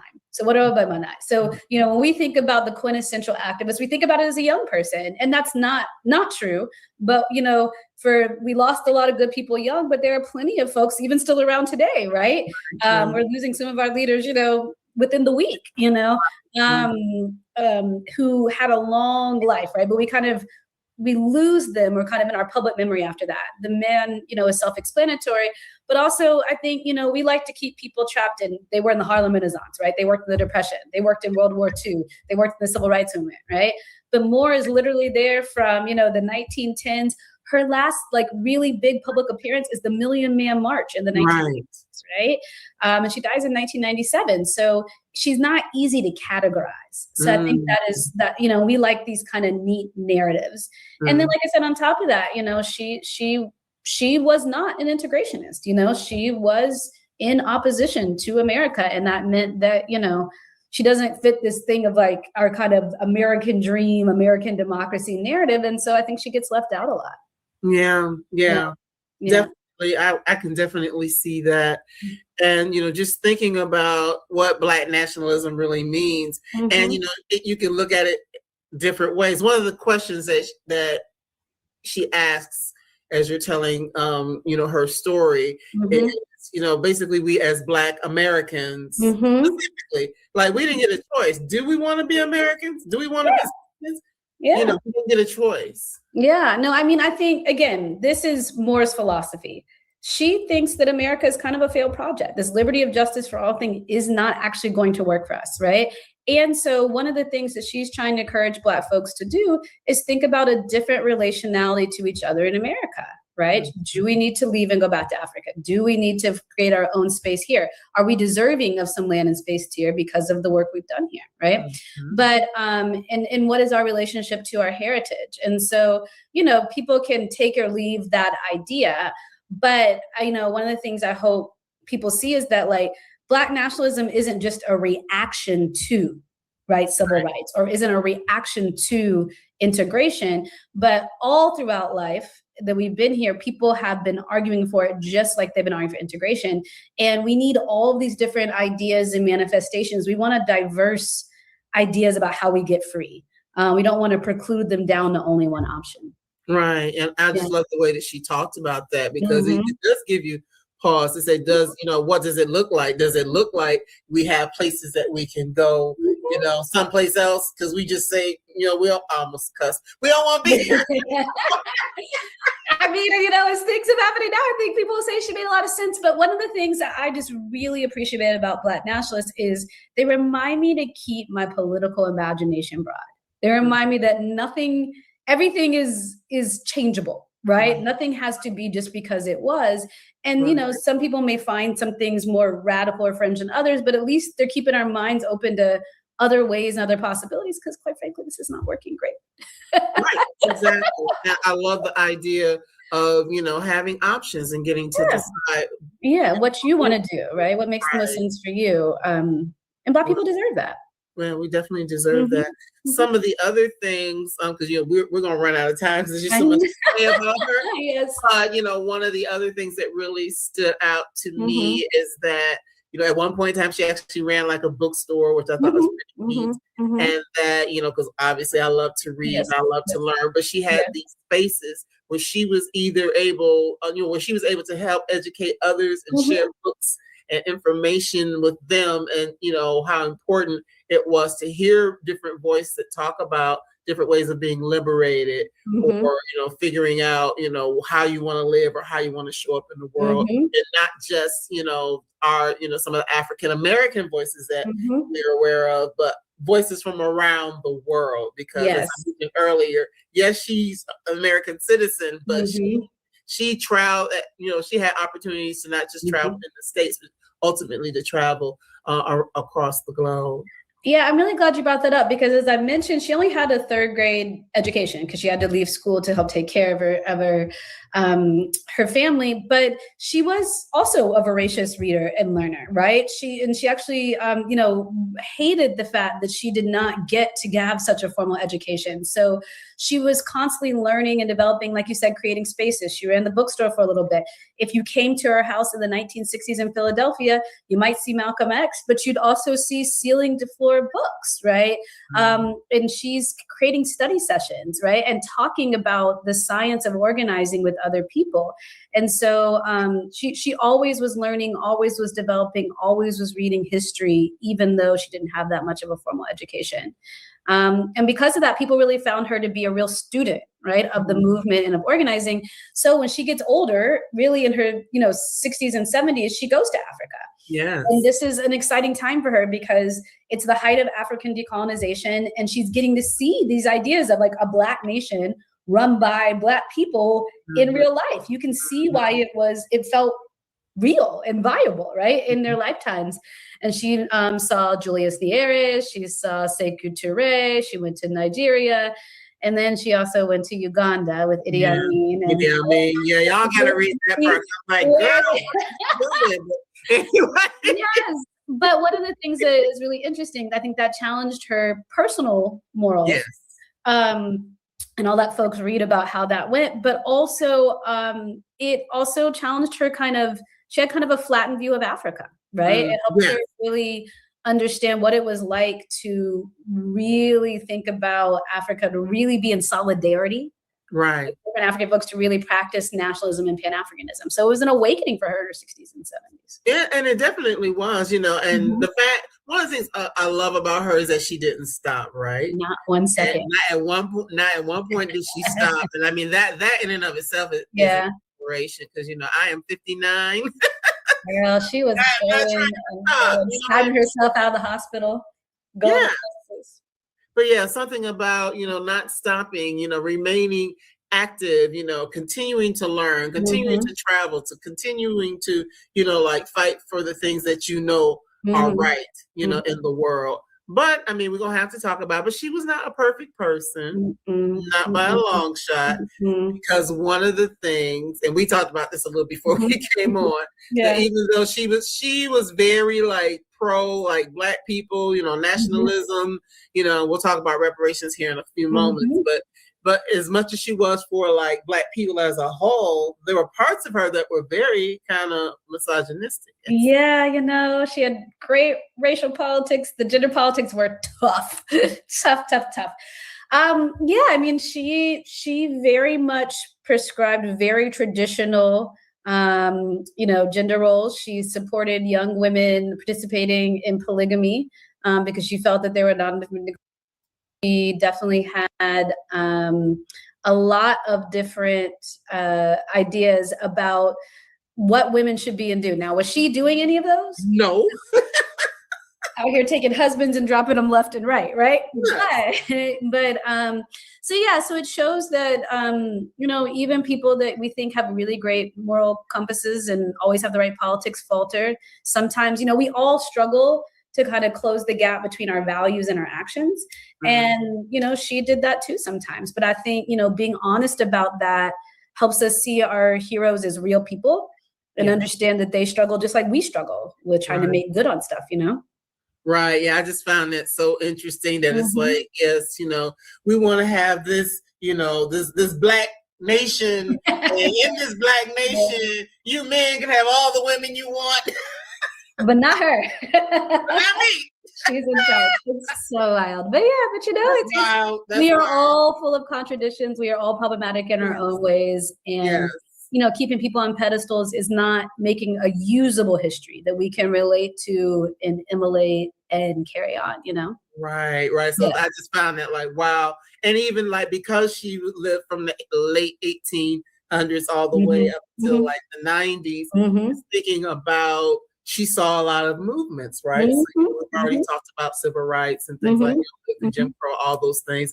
But then even as the women's rights movement came into being, you would think some of her thoughts or feelings around that, as well. And it's just very interesting because when you read the book and you even know like some of her backstory and her family story, you would think that she might be a little more like, what can we do for the women? Or, you know, make sure women are taken care of, especially since she's such this great leader, right? Yes. But she doesn't. I mean, you know, it's a real disconnect. She is leading organizations and advocating for women kind of at the grassroots level on one hand, and then going to the meeting and saying the men should be running the Black nation. They should be taking multiple wives. Black women should have nothing to do with the feminist movement, you know, all of the above. So, and you know, I talk about how some of the younger folks who, you know, started to be mentored by her during civil rights and Black power felt frustrated by that, right? And stifled by that. So, you know, it's important to know that it isn't a post hoc thing. Even people that knew her back then, you know, valued a lot of what she had to say, but felt frustrated by some of her gender politics. Yeah, that's just different. And also the thing that I thought about, you know, the name of this book, what she called herself, Queen Mother, right?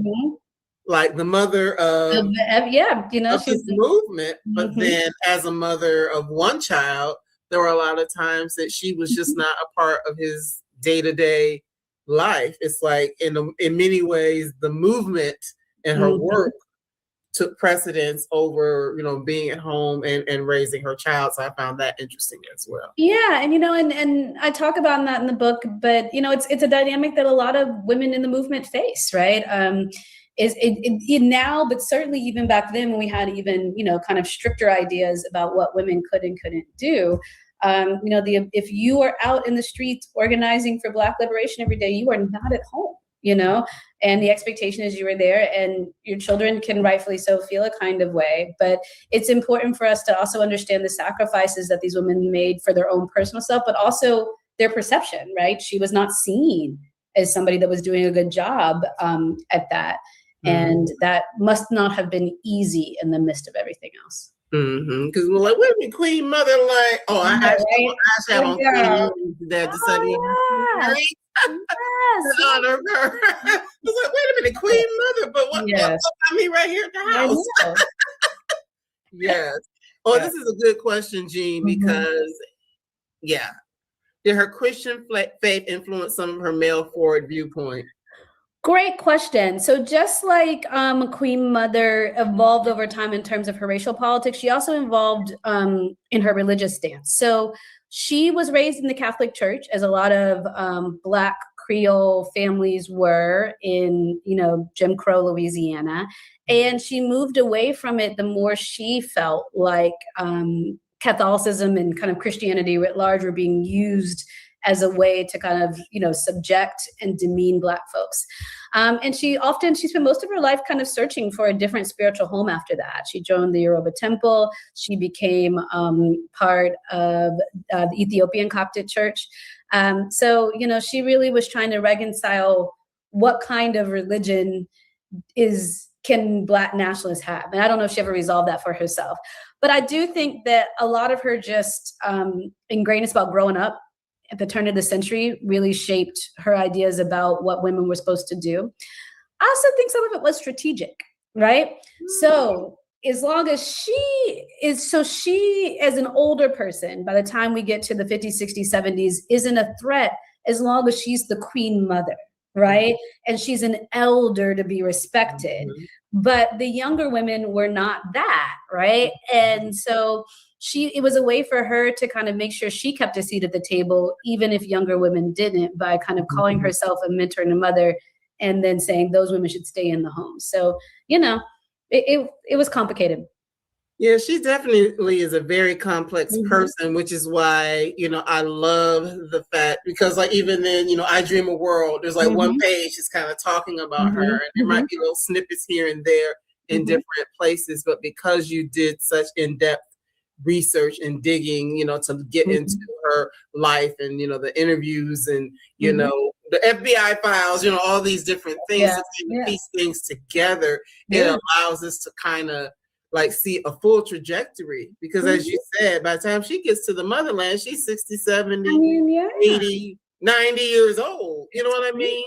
Yeah. So all of these years, she's really, you know, I'll give that to her. She had a stick-to-itiveness about herself that once she once she started to grasp those ideas, I mean, there's some things that changed along the way, but by and large, she's like, hey, I'm for the Black people. I'm about the Black people, you know, and to your point a couple minutes ago about the fact that she was like all about like Africa, Africans, you know, all of this, to never go there.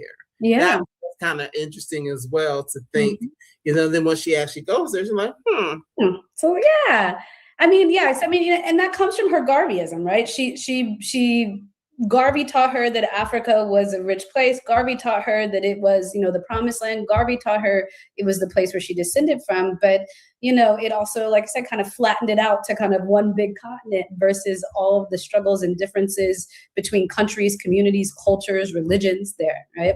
And it really wasn't until she got on the ground that she really was able to give it that nuance. And, you know, I think that's fair. But one of the things I like about her is that she adjusts, right? She takes in new information and adjusts, which is the mark, you know, of a thinking person.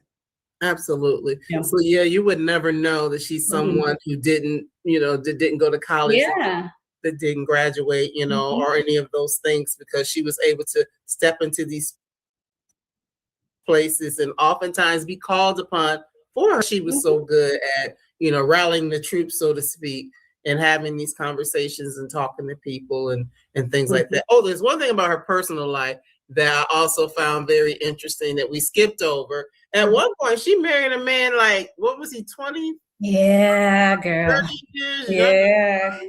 Yeah, you know, my girl had some flings. Yeah. So, you know, at one point she's living and working back in New Orleans. She finds a man named Jose Cuevas who she is administering to as part of her kind of prison work, and they get to knowing each other. And I think that they bond because he's from Puerto Rico and he's a Puerto Rican nationalist, right? He is advocating for the independence and sovereignty of Puerto Rico. And so, you know, she's advocating for the independence and sovereignty of Black people. So they're, you know, I think she's excited and aligned, but you know, as you can imagine, that's a tough situation on several fronts. You know, he had a past. She was much older. She was still devoted to the movement. It was, quite frankly, a mess. Yes, I'm like, how much sugar? I don't know, girl. But again, it shows you that, you know, she's also, through all these husbands, you know, trying to also find what's so interesting is she's trying to find a personal relationship that really allows her to be the person in the movement that she wants. And she struggles with it time and time again. So it's so interesting that she's telling younger women one thing while she is in fact facing the struggles of what it's like to try to have a partner while also doing this kind of political work. Yeah, and I mean that, you know, even that in and of itself, I mean, not necessarily the age difference, but the struggle. Yeah. I mean, it's no different than what a lot of women face now. If they have a calling on their life to do, you know, to do what you're doing, to do what I'm doing, you know, whatever that thing is that, you know, that you're walking in your purpose. And if you are unpartnered, trying to figure out how you're going to find a partner that allows you to that you can still be who you are and not lose yourself or lose sight of the work.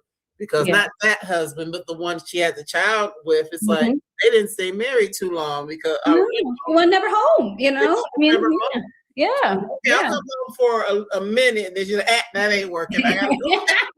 Was not working great for her. So yes, I mean, you know, it really was, it was difficult. So, and, you know, I don't tell these stories, you know, to be salacious or gossip, but I tell them so that we understand our Black women activists as full people navigating love, navigating motherhood, navigating friendships, navigating the loss of sisters, you know, and trying to figure out how, like you said, to live in that purpose and not pretend that they had it all figured out, because none of us do, right? None of us do. None of us do.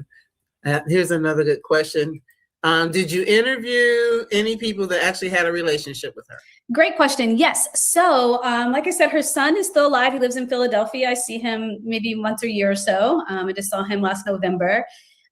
She's got 3 wonderful granddaughters, his daughters, 2 that live in Philly and 1 that lives in Chicago, who I've got a group chat with. But also in addition to that, I talked to anybody and everybody who would talk to me that knew her, some who accompanied her on these trips to Africa. some who supplied pictures for the book for when she was traveling abroad, some who lived in her house while they were young and she was training them. So tons and tons of interviews to hear what people remember of her, kind of also get like what she was like she had a sweet tooth, and stuff like that you can't get unless you talk to somebody who knows like what she liked to eat for breakfast, or that, she was always, searching out for a little something sweet, Yeah, I remember seeing that. But a woman after my own heart. Yeah. So I want something sweet for breakfast. but it makes you realize that, at the end of the day. Yeah, we're human and we have, we have our idiosyncrasies. We contain multitudes, all of these things. Yeah. Oh, and we only got a couple minutes left. We got to talk about that right quick. Yes. Okay. The reparations. Yes. Let's see. How, if any, has Dr. Farmer embraced aspects of the reparations movement due to this book writing journey? And you're welcome. Yes, that was so good. Okay, I'm so glad to hear this. So just a quick background. Queen Mother Moore is considered the mother of the modern reparations movement. That doesn't mean that she created the idea or she was the first to advocate for it, but really in the late 1950s and early 1960s, when everybody was really focused, more towards civil rights and integration, and it wasn't really on the tip of her tongue for Black people, she is the one that popularized this, right? And not only did she popularize it as like repayment, but she stopped that idea that we need to basically tie it just to being a descendant of slave, right? She believed that, the 100 years since of Jim Crow, when she starts to advocate for this, was enough, right? The kind of psychological, cultural, sexual, economic terror that all Black people had endured in Jim Crow was the basis and form of reparations. And also what's really beautiful for her is that it wasn't just about a paycheck, right? It could also come in the form of land. It could also come in the form of repatriation. It could also come in the form of memorialization, museums, monuments. And so I'm joining a call with this group called First Repair that advocates for reparations, but also has, kind of cordoned off the country to talk about all the different ways in advocacy. And there you really see the range of the reparations movement. Some people are arguing for legislation. Some people are suing companies directly, right? Because, they're owed money from that, like insurance companies. Some people are working on commemorization and memorialization of Black folks. I feel part of my part is memorializing the history, right? And to use in service of these particular claims. So it really has, I think before writing it, I had a very narrow view of what reparations does. Right. And she really showed me in the way she evolved in it, how broadly we've been harmed. So how broadly we need to think about what repayment and repair looks like. Yes. Thank you for that question, because I almost forgot about that. So thank you. That's important. Yeah. The work that she did in that vein. Yes. But again, her life is so rich that there's so many different things that we can talk about Queen Mother. Let me be clear, Queen Mother Audley Moore. Yeah. So I know that, a lot of times, I'll admit I go over, but Dr. Farmer has some places respectful of your time this evening. But are there any, I know that the book has been out for a few months. Are you still doing like any tours or anything that's coming up that people can like come out and meet you or anything like that? It is ever changing. So I think you put my website on the bottom. There's an events page there. So as events come up, as links to things happen, I update that pretty much every week. But I will be in New York in a couple of weeks. I'm talking about going to New Orleans and New Iberia in the fall. I'll be another place in the summer. So I just ask folks to kind of check back there and see. Hopefully I'm coming to your area, and I'd love to, hear what people think of the book in person. Yes, and it's so good. It's so rich. Don't let the fact that it's really probably the last 100 pages are just resources and things like that. Checking my work. Just checking my work. It's not what you think. Yes. And also, if you like audio, because a lot of times I read some and I listen to some. The audio is actually done by one of our favorites, Bonnie Turpin. Yes. So if you get a chance to listen to the audio, that's available as well. Yes, she reads it so beautifully. Yes, she does. And there are places in there where it might be an African accent or a Jamaican accent or whatever, and she reads them because that's what she does. I know. I was so excited when she said yes. I could not believe it. So, yeah. I love that. I love that. So I'm going to let you go because I do know you have someplace else to be, but thank you so much for being here. Dr. Ashley D. Farmer, get it right, everybody. And this is the book again. Please go out and get your copies of the book, listen to it, whatever the case may be, because this is just such a powerful book. And I'll talk to you at another time because I know you got to go, but it really, reading about her life inspired me. There's some things I've been thinking about doing and putting out in the world that this is inspiring me. Her story is to make sure, because we don't want our stories to get lost. Yes. We don't want our sheroes that have lived 100 years and we don't know about them. That's unacceptable. So thank you for doing the work, for doing the research, for putting this out here, for taking the 10 plus years or whatever it is. And I know that this is your first time here and it won't be your last. I love it. Thank you. I got a so secret much. that I'm not telling y'all, but it won't be her last. Thank you for creating this space and for uplifting this work and for, taking the work seriously and pouring over it. I really, really appreciate it. I appreciate you as well. So I'm gonna let you go so you're not late to your next situation. Or somebody say hope to see you in person in Philly. Absolutely. Yes, absolutely. All right. Thanks everybody. All right. Bye-bye. All right. All right. So the next video, and probably the last, is going to touch in a different way Marcus Garvey's kind of the linchpin. So this is someone that I knew of, but no one ever talks about. This is damn it, Henry. Damn it. Yeah, my memory is going quickly. Henry. What is his like? Fred would know. He worked on Marcus Garvey's newspaper for a little while. Henry Harrison. Is it Henry Harrison? I think that's his name. Henry Harrison. It's his middle name anyway. So let's watch this.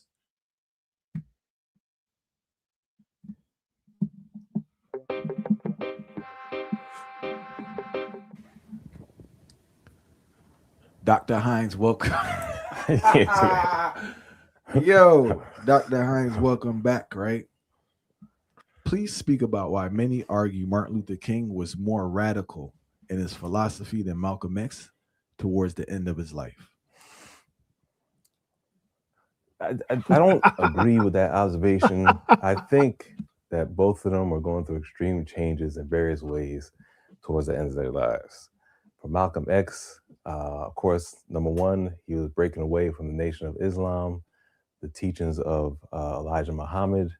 He was breaking away from a more fringe form of Islam, embracing a more traditional form that he encountered during his trip to Mecca. But also, I think he was becoming more, in some ways, mainstream in terms of politics. He was not as anti-white as he was when he was a part of the Nation of Islam. He was began to be more collaborative in terms of the groups he was engaging. He's began to become more overtly political. He was forming his own organizations. His views regarding being more anti-capitalist and so forth were coming more to the fore. King, on the other hand, was becoming more comprehensive in his views regarding issues of poverty, not being just an American problem for American Blacks here, but internationally. He was still, in many ways, still committed to nonviolent resistance. He did not want to embrace the Black Power movement. What's up, Mackenzie? So in some ways, they were converging in their views. And I think let's see here. Let me turn up the volume. Zhang, the only excuse me, the only thing I have to say is you don't take hints very well, do you? Notice I don't think did let's see here. If you noticed, Kimmy didn't respond. Don't take it too far. This is not CT's chat. I'll put it that way. Respect the women over here. That's something that's And if you're gonna be flirty, at least make it classy, not high school. oftentimes lost. King, I think some will say was becoming more radical because he is not oftentimes depicted today accurately, given how he was changing towards the ends of his life. We had this king, this idea of king of being the integrationist, the person who was radically nonviolent, which he was, but he was becoming more radical in terms of the scope of his view on how things could change, not just in this country, but internationally. I think that was causing a lot of problems. He was really committed to improving the conditions of workers in this country, which a lot of people didn't like. And so there were parts of King's thought, his activities that were becoming more radical. But I don't think it's right to say that he was becoming more radical than Malcolm X. I think they were both changing dramatically at the end of their lives. And in a lot of ways, they were coming more closely together in their views than people give them credit for. They only met once in their lives and had a brief personal conversation once. But as far as their views and kind of the things they want to be a part of and how they thought the country should change, they were kind of converging in a lot of ways, in some ways. I mean, Malcolm X was still a nationalist, King was still an integrationist, but to say that he'd become more radical than Malcolm X, I don't think that was the case at all. I have two questions. What sparked King's interest in fighting poverty? Are you aware of that? Yeah. I think King, now one of the main differences between King and Malcolm X is the way their upbringings, their childhoods. King had a life of comfort in a lot of ways, and Malcolm X struggled mightily with poverty because his father died when he was very young. His mother had a drastic mental collapse when he was young. And so he was really a person who experienced extreme poverty during his youth, whereas King came up in a very middle-class environment. King chose, in many ways, to live a life of poverty as he got older. Poverty is probably too strong a word, but he didn't. He could have had a very comfortable life financially. He could have stayed in the church. He could have become an academic, had a comfortable academic job, and probably still participated in the civil rights movement. But he chose to commit his life fully to the struggle for racial equality. So I think his experience, not having the comforts of the church, not having the comforts of an academic job, a part of his campaign, they went to Chicago. He maintained residence in Chicago, and he experienced living amongst the poor there for a period of time. So I think his own life experiences gave him more a sense of what it was to live in poverty as he got older, not when he was younger. Whereas for Malcolm X, his own experiences during his whole childhood and even later in life, Malcolm X never had any financial security. And so he understood what it was to live like that in a much more profound way than King ever did. But King, I guess, through certain experience that when he got older, began to recognize how impactful poverty was, not just race, but also class on a person's sense of well-being. And I've heard numerous leaders speak about this. There seems to be a disconnect with this generation in regards to when you are doing the work and having financial security. It's exact. Well, they both made a conscious choice to do away with the comforts of wealth. Now, King, I think even more so than Malcolm X, could really exploited his position and had a lot of financial gain because he was the orator, the connections he had through the Southern Christian Leadership Conference. Again, could have had a comfortable academic job, his role as a pastor of a church, but he decided not to do that. But I mean, I think for King and for X, they recognized that allowed them a certain amount of freedom to not to have to rely on their livelihoods from certain benefactors who, once they control or once they contribute a certain amount of financial support to an organization, they could kind of control the message as well. I think they understood that very early on. So they kind of cut those ties and allowed them to be kind of free in what they would express. And last question in regards to Malcolm X and the growth of his philosophy. Do you think he experienced a lot of internal conflict while he was still with the nation? Because it seemed like his views changed, but he wasn't able to express them because they didn't coincide with the views of the nation at the time. Oh, definitely. I think this is an interesting point. This might take us a little bit off topic, but when Malcolm X joined the Nation of Islam, Elijah Muhammad was the unquestioned leader of the organization. They still paid homage to W.D. Farad and so forth, but he was an unquestioned leader. A problem with institutions when they become stronger, because the Nation of Islam was not really prominent before he got there. He really grew the organization in sort of terms of number of mosques, in terms of its prominence amongst the media and so forth. Malcolm X really grew the nation a great deal. All right. A problem with institutions when they grow is that leaders at the beginning of these organizations are usually viewed as being charismatic figures, right? Once the institution becomes established and once it begins to grow, charisma starts to wane as the institution becomes more important.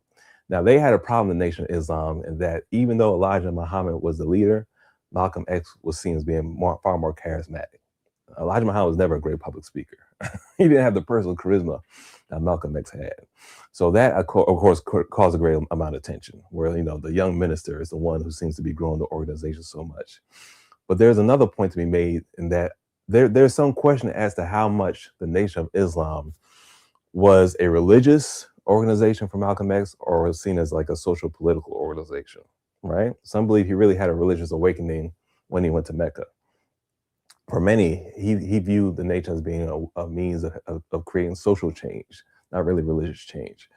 But the conflict for Malcolm X was that the Nation of Islam never sought to be a political organization, right? They didn't demonstrate, they didn't protest, they spoke against the powers that be in a lot of ways. But that tension always existed within him because he wanted to be more politically active. The nation didn't want to do that. Theologically now, in terms of his beliefs and tenets, that break really came when he went to Mecca and saw for himself, that some of the things that they were teaching weren't really in line with the traditional views of Islam. So, I mean, the tension existed politically in some ways because he wanted to be more politically active. And then later on, theologically, when he found out what they were teaching, was not in line in a lot of ways with traditional Islam. Historically, Martin Luther King has been presented in a certain light, commercialized, but there's an aspect that people don't speak about. Martin Luther King being viewed as the return of Christ amongst members of the Black church. Can you speak on that? Well, there's a stream of there's a history behind this that goes back farther than Martin Luther King Jr., which is this Black Messiah. These Black Messiah figures, these figures that come along through history who are seen as being the deliverers of Black people. He's just part of a long lineage of this. It's a book by Wilson Jeremiah Moses that talks about this. King was seen as being, the second coming of Moses, the Black Messiah, some deliverer who's going to take Black people to the promised land. There are some people who embrace this, some followers who embrace this, and some that hated it. There's a prominent civil rights activist called Ella Baker, who criticized King and the organization and some of its leaders because they had this Messiah complex. Now, she had this famous statement. She would say that strong people don't need strong leaders. Strong people don't need a Messiah. She was one of those, with many others, who felt that that the followers or the persons who follow these leaders too often look to them to change things without taking responsibility on themselves. Now, King himself was a very complex figure. Maybe sometimes he did believe that he was the chosen one to change things like that. It could be, but he was very conflicted. He was very aware of his own personal flaws, his own personal failings, and how he didn't live up to some of the ideas that he espoused. So, I mean, did he walk around thinking he was a Black Messiah all the time? No. These were the followers who embraced this more than King himself.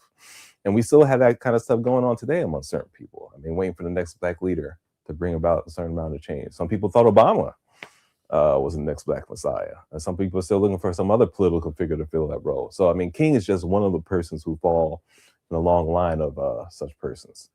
Is this need for a Messiah remnants of just constant oppression and being beat down?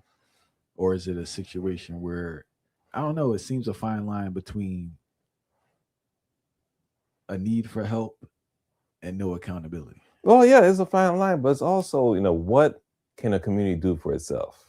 First of all, if the community doesn't have resources, if the community doesn't have the wherewithal, if it doesn't feel connected to some divine figure, because one of the things that the charismatic figure has that we don't have, we believe, is some connection to the divine. They have some special power that we don't have.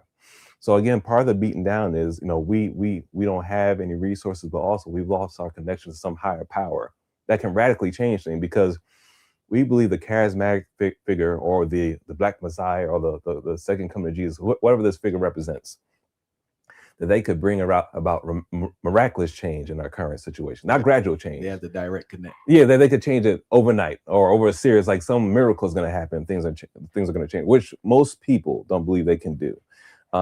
Which again goes back to the frustration of waiting for gradual change or for laws being passed or some other thing to happen. People get frustrated. They want the quick fix. And that makes them susceptible to all kinds of dangerous messages too. Because one of the things that the Messiah requires, or the charismatic figure, is obedience from the followers, right? So you have to give up something when you believe in whatever this person is preaching. So for King or a person in his organization, you got to march, you got to protest. You know what I'm saying? You got to do something. You have to give up something in order to have this change come about. So I think that's something that people have to consider too. It's not just what the Messiah is doing, but what you have to give up to be a part of the movement too. That's self-sacrifice. That's a part of it. So far, there's a historical figure who many people don't know about. No. And his impact is so immense. It's kind of sad, but we're gonna teach the people today. Please speak about Hubert Harrison. All right. Hubert Harrison was a prominent, you can't even call him a civil rights activist. You could call him a thinker, an organizer, an orator, a writer. I mean, this guy, philosopher, he was like the traditional polymath is what the term is, right? He knew a lot about a lot of different things, spoke different languages, could read in different languages. I mean, but the thing is, nobody talks about this man. Nobody talks about him. He was a prominent figure in the American socialist movement in the early 20th century. Now, he broke away. Now, when people say these terms or use these organizations or movements like socialism or capitalism, they think they were radical about everything, right? They're radical about class. They're radical about race. They're radical about gender, and that was not the case. Harrison found out during his time in the socialist movement that they were not as progressive about race as they talked or he thought they should be. So he broke away from that and he started his own movement. He was a very influential on Marcus Garvey. He was very influential on other Black radical thinkers in the early 20th century. He was a person who started organizations. He's a leader in a movement that was called the New Negro Movement. He started a publication called The Voice. He was a very influential writer, and when Garvey started the UNIA, he was a very prominent writer in that movement. So his role in the early Negro movement is immense and touched a bunch of different areas: the arts, literature, education. He would start these lyceums where groups of men and women would get together and really self-educate and read and debate and talk. Some people go to New York now, I know it's as prominent as it used to be decades ago, but like the street corner preaching and those who would give lectures on the corner. He was an early proponent of that and was great at it and would captivate. You see, the thing about Harrison that people have to recognize too, he was very concerned about reaching the masses, not only giving the message, but learning from the masses as well, right? Where organizations like the NAACP were kind of middle class focused, or he felt like the socialist organizations were more concerned with the middle class, or even the CPUSA, the communist movement, they were concerned with the middle class. He was always about those who are overlooked, the masses. Not only, again, what he could teach them, but what he could learn from them as well. And that's who his preaching and speeches were directed to. Now, he's problematic for a lot of persons because even today, because there were two things he was against that the African-American community is still very ambivalent about today. Number one, capitalism. He was anti-capitalist. Number two, he's anti-church, anti-religion, period, right? He was hardcore science, reason. He didn't want anything to do with religion, right? If it couldn't be proved by logic, he didn't want to touch it. And that made him somebody who was not very popular. Another thing that Harrison has to be credited for, what made him different from a lot of mainstream leaders, is that he did not want to take support from the white community for his organizations, right? He wanted to be Black, supported by the Black community.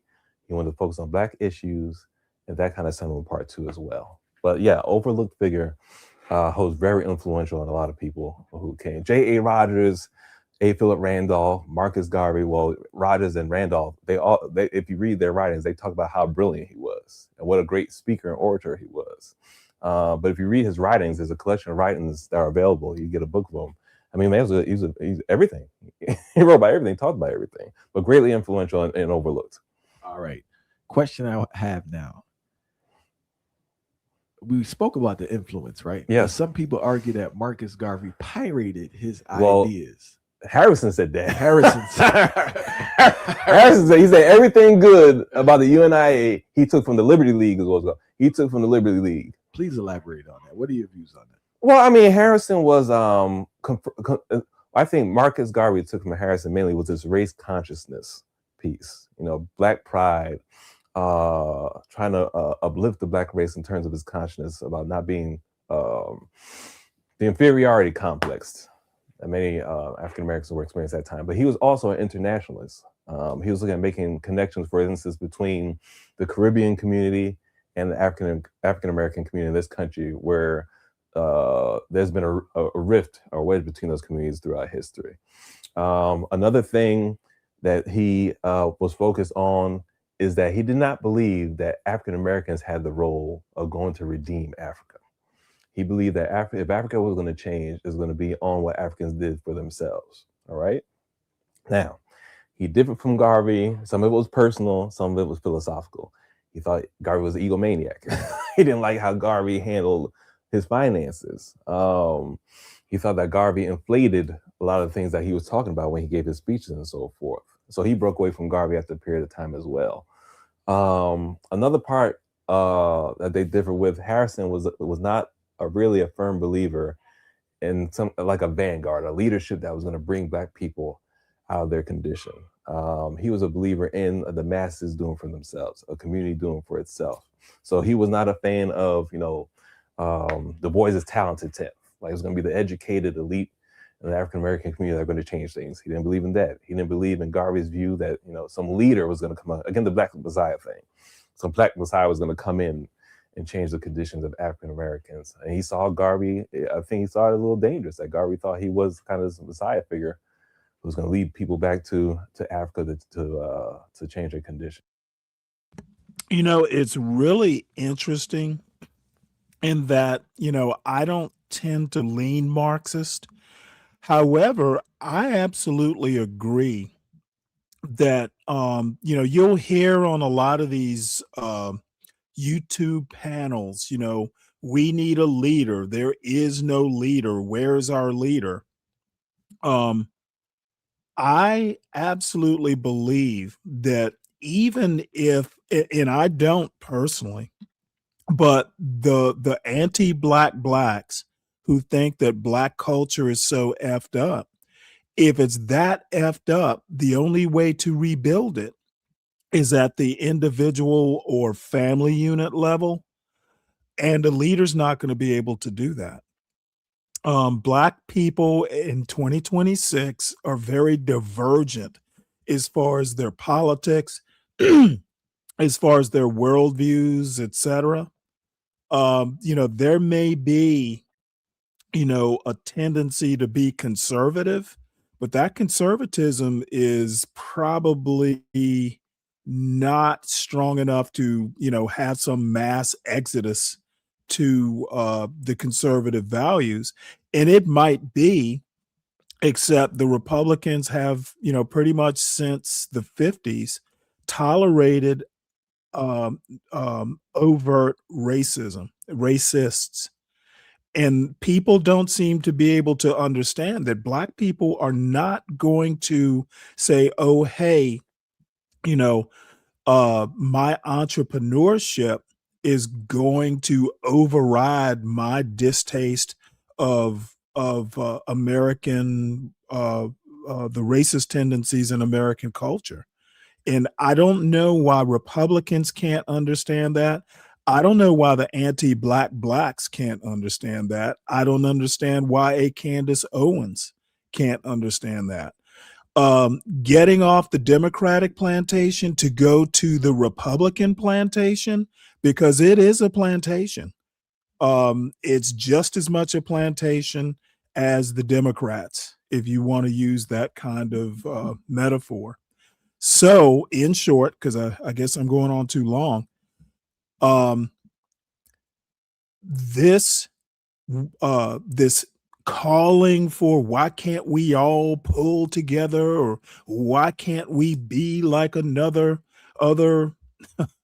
other minority groups, or why can't we, no. There's enough work to do at the individual and family unit level. Let's start on the ground floor, if indeed we need to rebuild it all. To me, a lot of these panels are really inconsistent, and I put out a short, it was either yesterday or the day before, about these panels being basically mutually reinforced ignorance. And the ignorance I'm talking about is American history and Black history in and of itself. These people have no fucking clue what they're talking about half the time. So they're different on many things, but again, he himself said that if there's anything good about the UNIA, Garvey got it from me. And again, the organizations that he started, the Liberty League and the Voice as far as the paper. And by the way, the Liberty League, I think, was the first mass Black radical organization in this country. And Hubert Harrison started that. All right. So they have their differences, but again, the influence that he had on various leaders was immense. And why do you think history has kind of left them out of the pages? Everything that we value in this country is being important. The two major things, the value of capitalism and the religion. He was against both of those. So he's not appealing in any way. He did not, again, seek support from the white community. And he was against many of the leaders that have been upheld throughout history. He was against Booker T. Washington and the Tuskegee Machine. He was not a fan of Du Bois. For instance, I don't know if some of you or people watching this may know, Du Bois wrote this piece called Closing Ranks when he was trying to get a job with the government. And he was basically telling the African-American community to, I think the line he was like, put aside your petty grievances or something, like overlook all the racism and all the torment to support the war effort. This was all about. And Harrison basically said that because Du Bois wrote that piece, he's unfit to be a leader in the African-American community, right? Because the compromise, we're gonna overlook all this and support the war, basically because you want to get you're trying to get a government job, whatever the case may be. And another thing, he was immensely. You know what I ought to do? What I ought to do is just have all female mods. That would definitely get some attention. Of a lot of people and a lot of philosophies, and that rubs people the wrong way. So I think that's another reason why. I mean, he wasn't really supportive of a lot of the movements that we support today. I thought were so grand back in the early 20th century. Next question I want to ask is, manhood in a capitalistic society is based on your ability to earn. Definitely, yeah. By default, unfortunately, we're dealing with Black men because there are many white men and other groups that fall into this place. But in regards to Black men, based on how the system is set, it seems like they're already denied the ability to partake in manhood in this country. Yeah. What are your thoughts on that? Because of their financial situation? Yes. Yeah. I mean, that's true. And I don't see how that's going to improve. Now, throughout history in this country, as you said already, your ability to earn and take care of your family has really been the primary way that we define manhood. And since the beginning, African-American men, for various reasons, have been denied that opportunity. By and large, they've been denied that opportunity. The question is, given that that's the case, what are the other avenues available to assert or affirm one's sense of manhood? And in this environment that we have now, I don't know what those are. Now you could say, some men are saying, even if I can't earn, be a more involved father, being more involved in the household. But the data, for instance, I read this study years ago that suggested that even when men are unemployed or they're not going to school, these are men, family men, married men with children, even when they're not working, they're not going to school, they spend most of their time taking care of themselves, not of their families or the children, or doing community work. Whether that's the case in African American community, I don't know. It probably is. But what are the other avenues to achieve a sense of manhood when the financial avenue isn't available? And I don't know, because culturally we don't have those. It's always been this one way. And now the other issue is, as women are earning more and are more out of the household even more, again, it causes a challenge to what other ways men can achieve a sense of manhood. I don't know how they can. It's a cultural issue. And the problem is, it's not just Black men facing this now, it's white men as well. So in terms of what the solution is, given that those old industrial jobs that used to be available aren't there anymore, given the role that women are playing now as being earners in the home, I don't know what the solution is to that. So we would have to really figure out what other avenues can be available for men to achieve a sense of manhood. And outside of being a breadwinner and taking care of your family and being viewed as being a man based upon what you can purchase, what you can buy, I really don't know what those other options are available to men. There aren't any, to be honest. There aren't many, at least, to be honest. Historically, rites of passage has been an integral part of African culture. What would rites of passage for Black boys look like in our modern times in this society? Yeah. What would rites of passage look like today? One of the issues is, what were those rites of passage? What are they seeking to achieve? Rites of passage before were not just about affirming manhood. They were a sign that you were ready to contribute to the community. And since we don't have those communal bonds like we used to, I don't know if it means the same thing anymore. Are you going to take, a son out in the woods and hunt? What I'm saying? You're going to take them fishing? I mean, you could create your own rites of passage, but the question is, what are they trying to achieve? I think for many young men, the rites of passage that they're looking for, what they're trying to achieve is a sense of identity, right? Beyond the family. They want to have some sense that the community knows what I can do, that I'm a part of the community, that I'm a part of the community's outlook in terms of what our ideologies are, how we derive meaning out of the world. And so I think reestablishing those in terms of African American young men is very important. But again, what happens after those rites of passages are complete? I don't know. That's a real issue, because again, it's more than just, I'm a man now, or I'm part of this male group. It's ideally, ultimately, I'm ready to contribute to my community. And if that's not a part of the rites of passage, then I don't see the value of it. If we're not giving these young men a sense that number one, they have an identity. That's number one. They're part of a community, that they feel valued, they feel recognized. Also, they have some skills, some abilities, something that they feel my community appreciates. Then I don't see the value of it. And I think that's a bigger reason why we really don't have prominent rites of passage anymore, because it's so individualized now. I can feel I'm great at something, but then the community recognizing what I do is really not a part of it like it used to be, because those communal bonds are what they were in the past. And can you pinpoint the decline of the communal bond? Because we grew up 80s, 90s, and there was still a sense of community there. Yeah, but it was way off. It wasn't yeah. But it was still a little bit of it left. Yeah. So like, when did the thing just get deleted? Well, I don't know if it got deleted, just slowly waned. And first of all, most of us don't live where we grew up anymore. That's a big problem. So those families that you grew up around, those neighborhoods, you're like, I'm out, and that's a sign of achievement too, getting away from those communal bonds. Part of it, the religious organizations we used to be part of, church, mosque, whatever the case is, aren't as prominent. They're still prominent, very prominent in the Black community, but not as prominent as they were decades ago. So that's an issue too. And just, I think the more that we got integrated into the mainstream, whether economically, whether culturally or otherwise, the value of community started to wane too. It was more individualized. What I have accomplished, what I can achieve, where I live. It's no longer that we ethos. I used to guide a lot of neighborhoods and communities. So I mean, it's not one thing, but I think over the decades, that communal ethos and that communal focus began to wane. And along with it, some of the rituals. And again, this is more than like some formal rituals. A lot of informal things that people used to do to make them feel that they were a part of the community too. That are no longer there.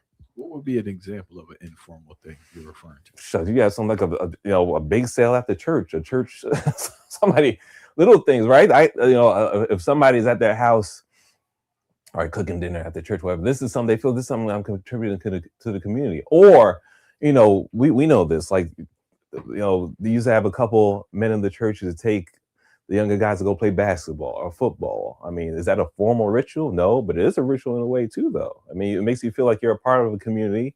It makes you feel like you're recognized by a group, even though. Well, I think that a lot of people, at least on YouTube,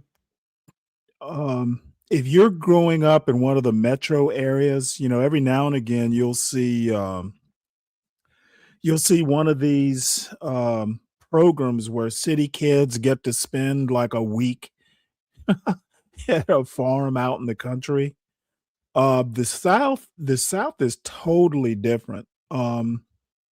Georgia, for instance, there are more Black people living in smaller cities and rural than there are in Atlanta. So, out in the hinterlands, Black kids especially, may get more exposure to outdoor stuff, outside of sports.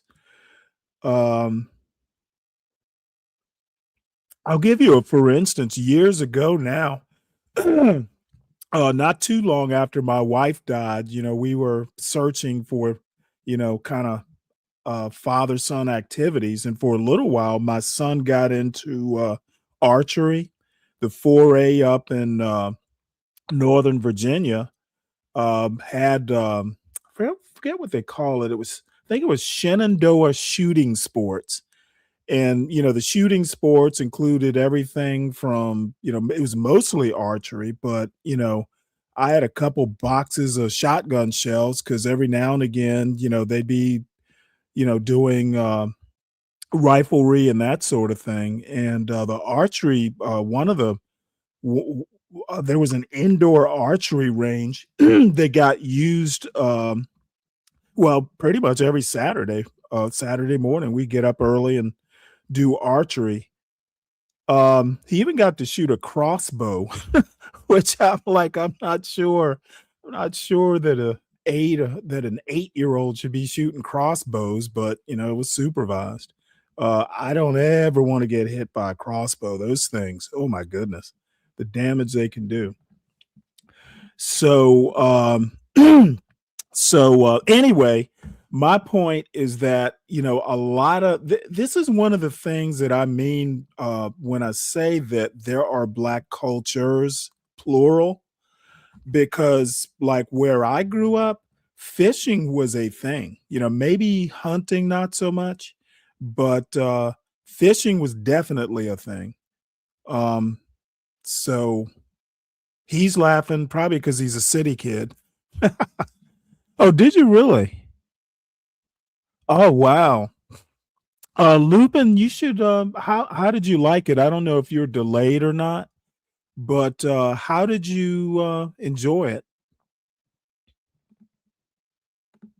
Those little things I used to have, like open gym at neighborhood basketball courts, right? Some guys would open a gym, let the kids go in there and run around for a couple hours. It still made you feel like somebody older in the community knew who you were, knew you could do something so you could shoot a basketball.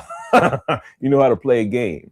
But those are little, informal rituals that are not, some stages involved that you have to go through. But informally, they are in a way that makes you feel like you're recognized by the community. But those things are gone in a lot of ways. Now, one of the things that we still have, which is Elijah Anderson talks about in some of his work. This guy does a lot of research on young African-American men, is the gang culture. Has that kind of those kind of elements, the rituals, the recognition, the sense of community, all the things that we think are missing in the wider community, they still possess those. And that's why, in a lot of ways, this is what a lot of young men turn to get recognition, to feel that they're, because a part of ritual, what it provides, it gives you a sense of confidence. I can do something well, right? It gives them that sense of confidence, even though it's for negative things. Makes them feel like they're a part of the community. It also provides an identity. It might be a negative identity, but it's an identity nonetheless. So those are kind of things that I think are being offered even in this negative environment. Well, the reason I mention that, I don't know that much about Lake Erie, but any commercial boat traffic, there's a part of the Shenandoah River right in the Front Royal, Virginia area, where you cannot, it's not recommended that you keep the fish, because there was a textile company called Avtex that made synthetic type cloth, like rayon, I guess, and stuff like that. And it's an EPA Superfund site. like they've been cleaning it up for 30 years, trying to detoxify it. And they used to dump chemicals into the Shenandoah River. So that's why I asked. Sometimes, depending on what they're dumping into the river or lake, parts of it will be, they won't recommend you keep the fish. Break down the history of prosperity preaching and its negative impact on the Black church. That's a serious question. The history of prosperity. First of all, let me say this, that prosperity of people wanting to prosper has been around since the beginning of mankind, right? You got some tribe living in a village somewhere praying for rain because they want their harvest to be better than last year. They're praying. This is a form of prosperity. Oh, so it's wow. not, tied to just our modern context. But in terms of the church itself, there is a prominent preacher. His name was E.W. Kenyon. He's seen as being one of the leading figures of what's considered modern prosperity preaching. Now, prosperity preaching has to do not just with wealth, it has to do with health, your overall well-being, right? That God wants us to prosper in all phases of our lives. A later figure who picked this up was a preacher, a famous preacher named Kenneth Hagin. A lot of these were charismatic Pentecostal preachers, right? Now, in terms of the African-American context, you have figures like Daddy Grace or Father Divine. I mean, these are early preachers who really took on the prosperity message. And somebody like Daddy Grace, for instance, he sold products that he would bless. These commercials we used to see, if you want, blessed water, or he had blessed toothpaste, all this kind of stuff he would sell. Now, for most people, they don't have a problem with prosperity gospel in terms of health or even congregants achieving some kind of superior economic status. They have a problem with preachers start making a bunch of money and they're having private jets, they're driving around Rolls Royces and so forth. And that is something that even some of the early figures in American prosperity gospel preaching had a problem with. So for instance, Kenneth Hagin, this is a few decades ago, this is not like back in the early 20th century. He wasn't comfortable with, preachers say like a creflo dollar today, taking the message, making it almost purely economical in a sense. So for them, the comprehensive view of what it meant to be, to prosper in God, whatever the case may be, became too focused on economics. And that the economic focus is what a lot of people have a problem with in terms of the African-American community. Because you have persons in the African-American community who are claiming prosperity and their whole livelihood doesn't reflect that yet. So for instance, the person who's saying, well, God wants me to be blessed, I'm gonna get a Mercedes, but I'm still living in the projects. Or you have the person that says, God wants me to be blessed, they take out some crazy mortgage on their house when they're working at Walmart or something like that. So that's where the imbalance comes in. You have communities who don't have the means to flourish economically, but yet they're still hearing this message that this is what God wants them to do. So I think that's the biggest problem many people have with it. are preachers in a rough spot? Because I've noticed that preachers who don't preach a prosperity doctrine, their attendance seems a little light. But this started years ago after the Second World War, when this country saw the biggest rise in the middle class in world history in terms of wealth, right? You had parishioners or congregants who went to church. They didn't want to hear about the blessings of poverty anymore. They want to follow the preacher who was living in some small parsonage who was not economically secure. They wanted to see the way they were living reflected in the pulpit. So that's why they wanted to see ministers who were living well.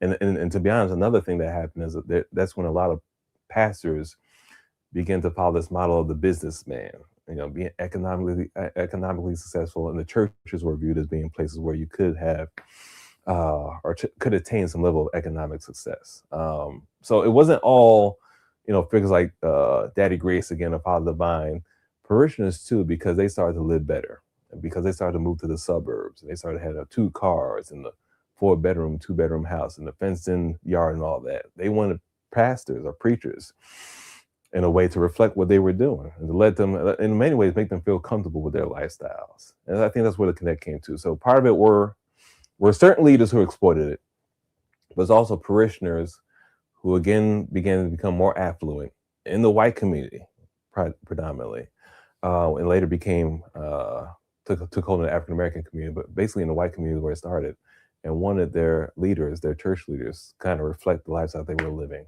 So that's kind of in a way the roots of that.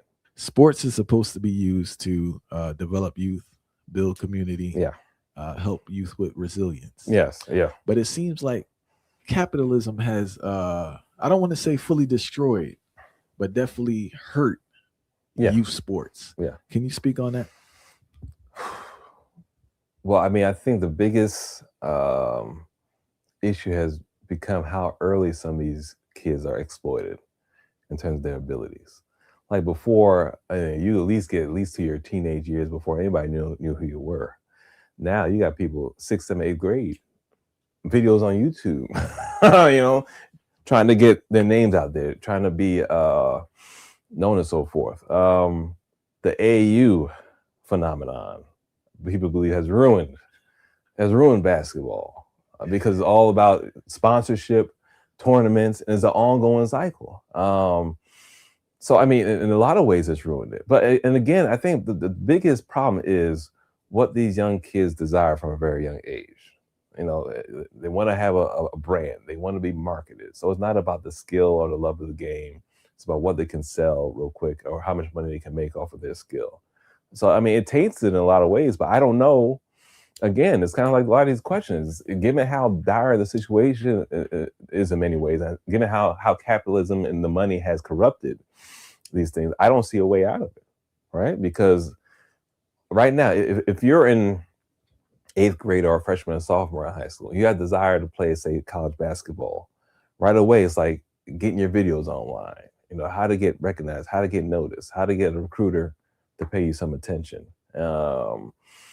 It's all about that recognition and marketing that's a part of the capitalist system. And if you don't do that, you're not going to get recognized. So it's kind of hard to tell a kid, avoid doing these things, try to keep yourself as entertaining as possible for as long as possible. But if you do that, you miss the recognition, you miss the opportunities that the other kid who's doing this 24/7 is engaged in. So yeah, I mean, it's corrupted the sports and youth sports in a lot of ways, but I don't see a way out of it or how it's going to change. Do you think youth are still learning those life lessons within sports that they learned prior in this environment? I don't know. But because again, if you got a local team and you got a coach who's hard on you, who's riding you, right? Who's trying to teach you the right things.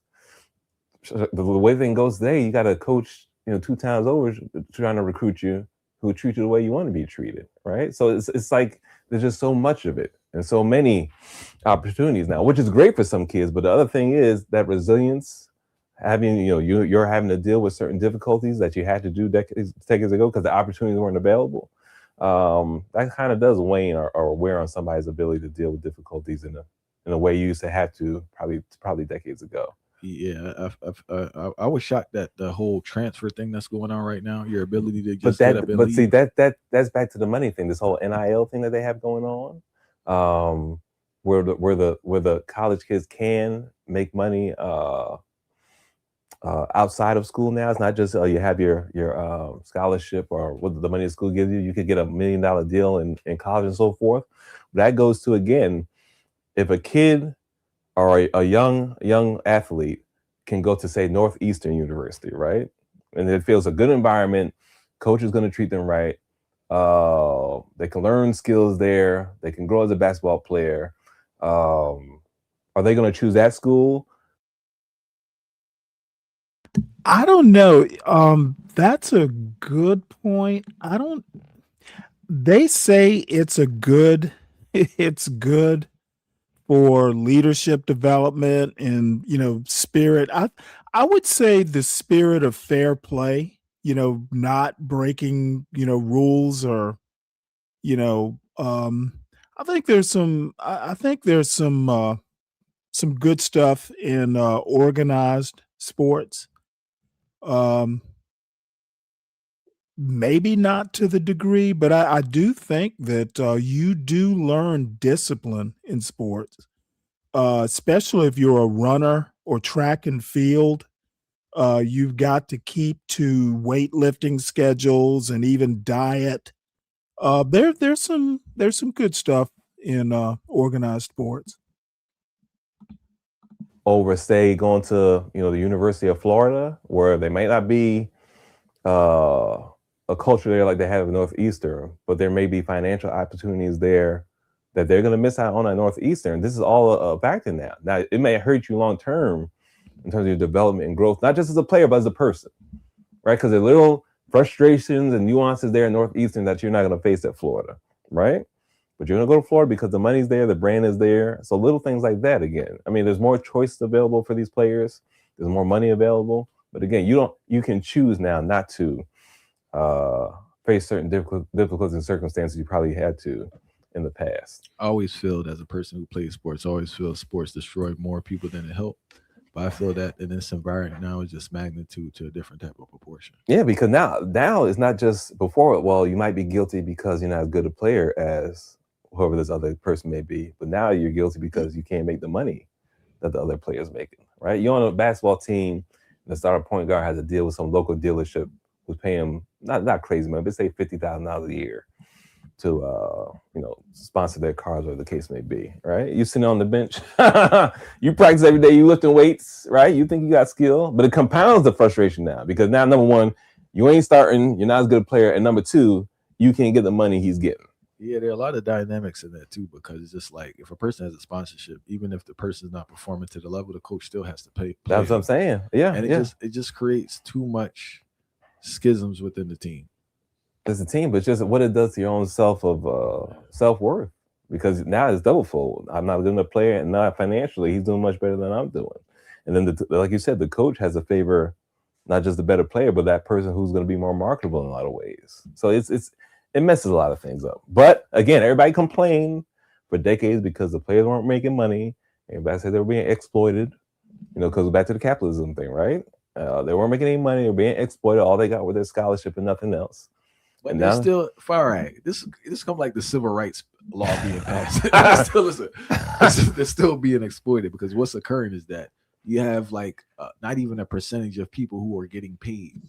It's the same. Yeah. 50% of the players are making money now. It's still the same. It's a small percent. I know, but it's a whole capitalism thing, right? Like how many people are the millionaires or the billionaires or the person making it's the same thing. But everybody has the same drive, right? I'm not good enough until I have access to this, and that's the problem. It is the same thing. So that's the trick they're not seeing in the sense. No. But it's dangled in front of you, like you can do this, right? Because I'm sure the plot. I'm sure I haven't heard this personally, but I'm sure a lot of these recruits are going around saying now, if you come to school, you could make this money, right? Versus going over here, you could get a $20,000 sneaker deal or a $50,000. I will say this too, man. Not to say players weren't getting money prior. Well, it was yeah. But the fact that it's done openly, yeah, I believe it destroys their drive and it stunts their growth. Okay, because it's just too much too early. That's true too. The hype, the social media, everybody praising you, this and that, and you're not working on your craft. No. And I think you're gonna have more and more young players tap out early. It could be. Well, that like I said before, the obscurity that was available for 6th, 7th, 8th grade. I didn't know who was the top 8th grade player when I was even in high school. You really didn't hear of somebody who was ranked number 1 as a freshman, where the case may be. Now it's crazy. In grade school, this stuff starts. So yeah, long term, I don't think it's healthy for their development at all. But again, I don't know how it's going to stop because so much money is attached to this now. So it's kind of hard to say what's going to happen.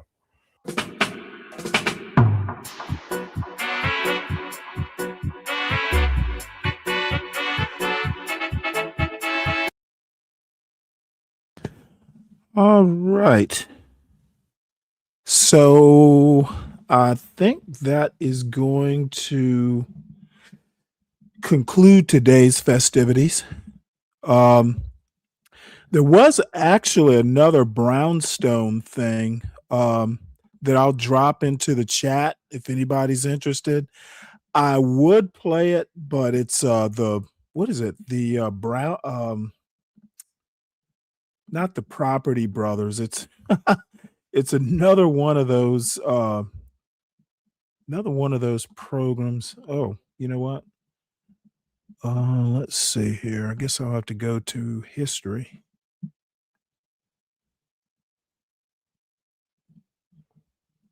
Oh, here it is. The Brownstone Boys. I have no idea who these people are, but it looks like some cable thing, and I don't feel like dealing with copyrights or anything like that, so I will drop it here. Might be something that might interest either Kimmy or Lupin. It's a pretty interesting looking brownstone, but it's a bed and breakfast now. So I don't know if it'll be interesting or not, but we'll drop it anyway.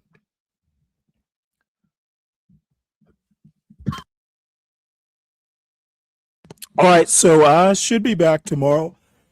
Excuse me, around 3 o'clock or so.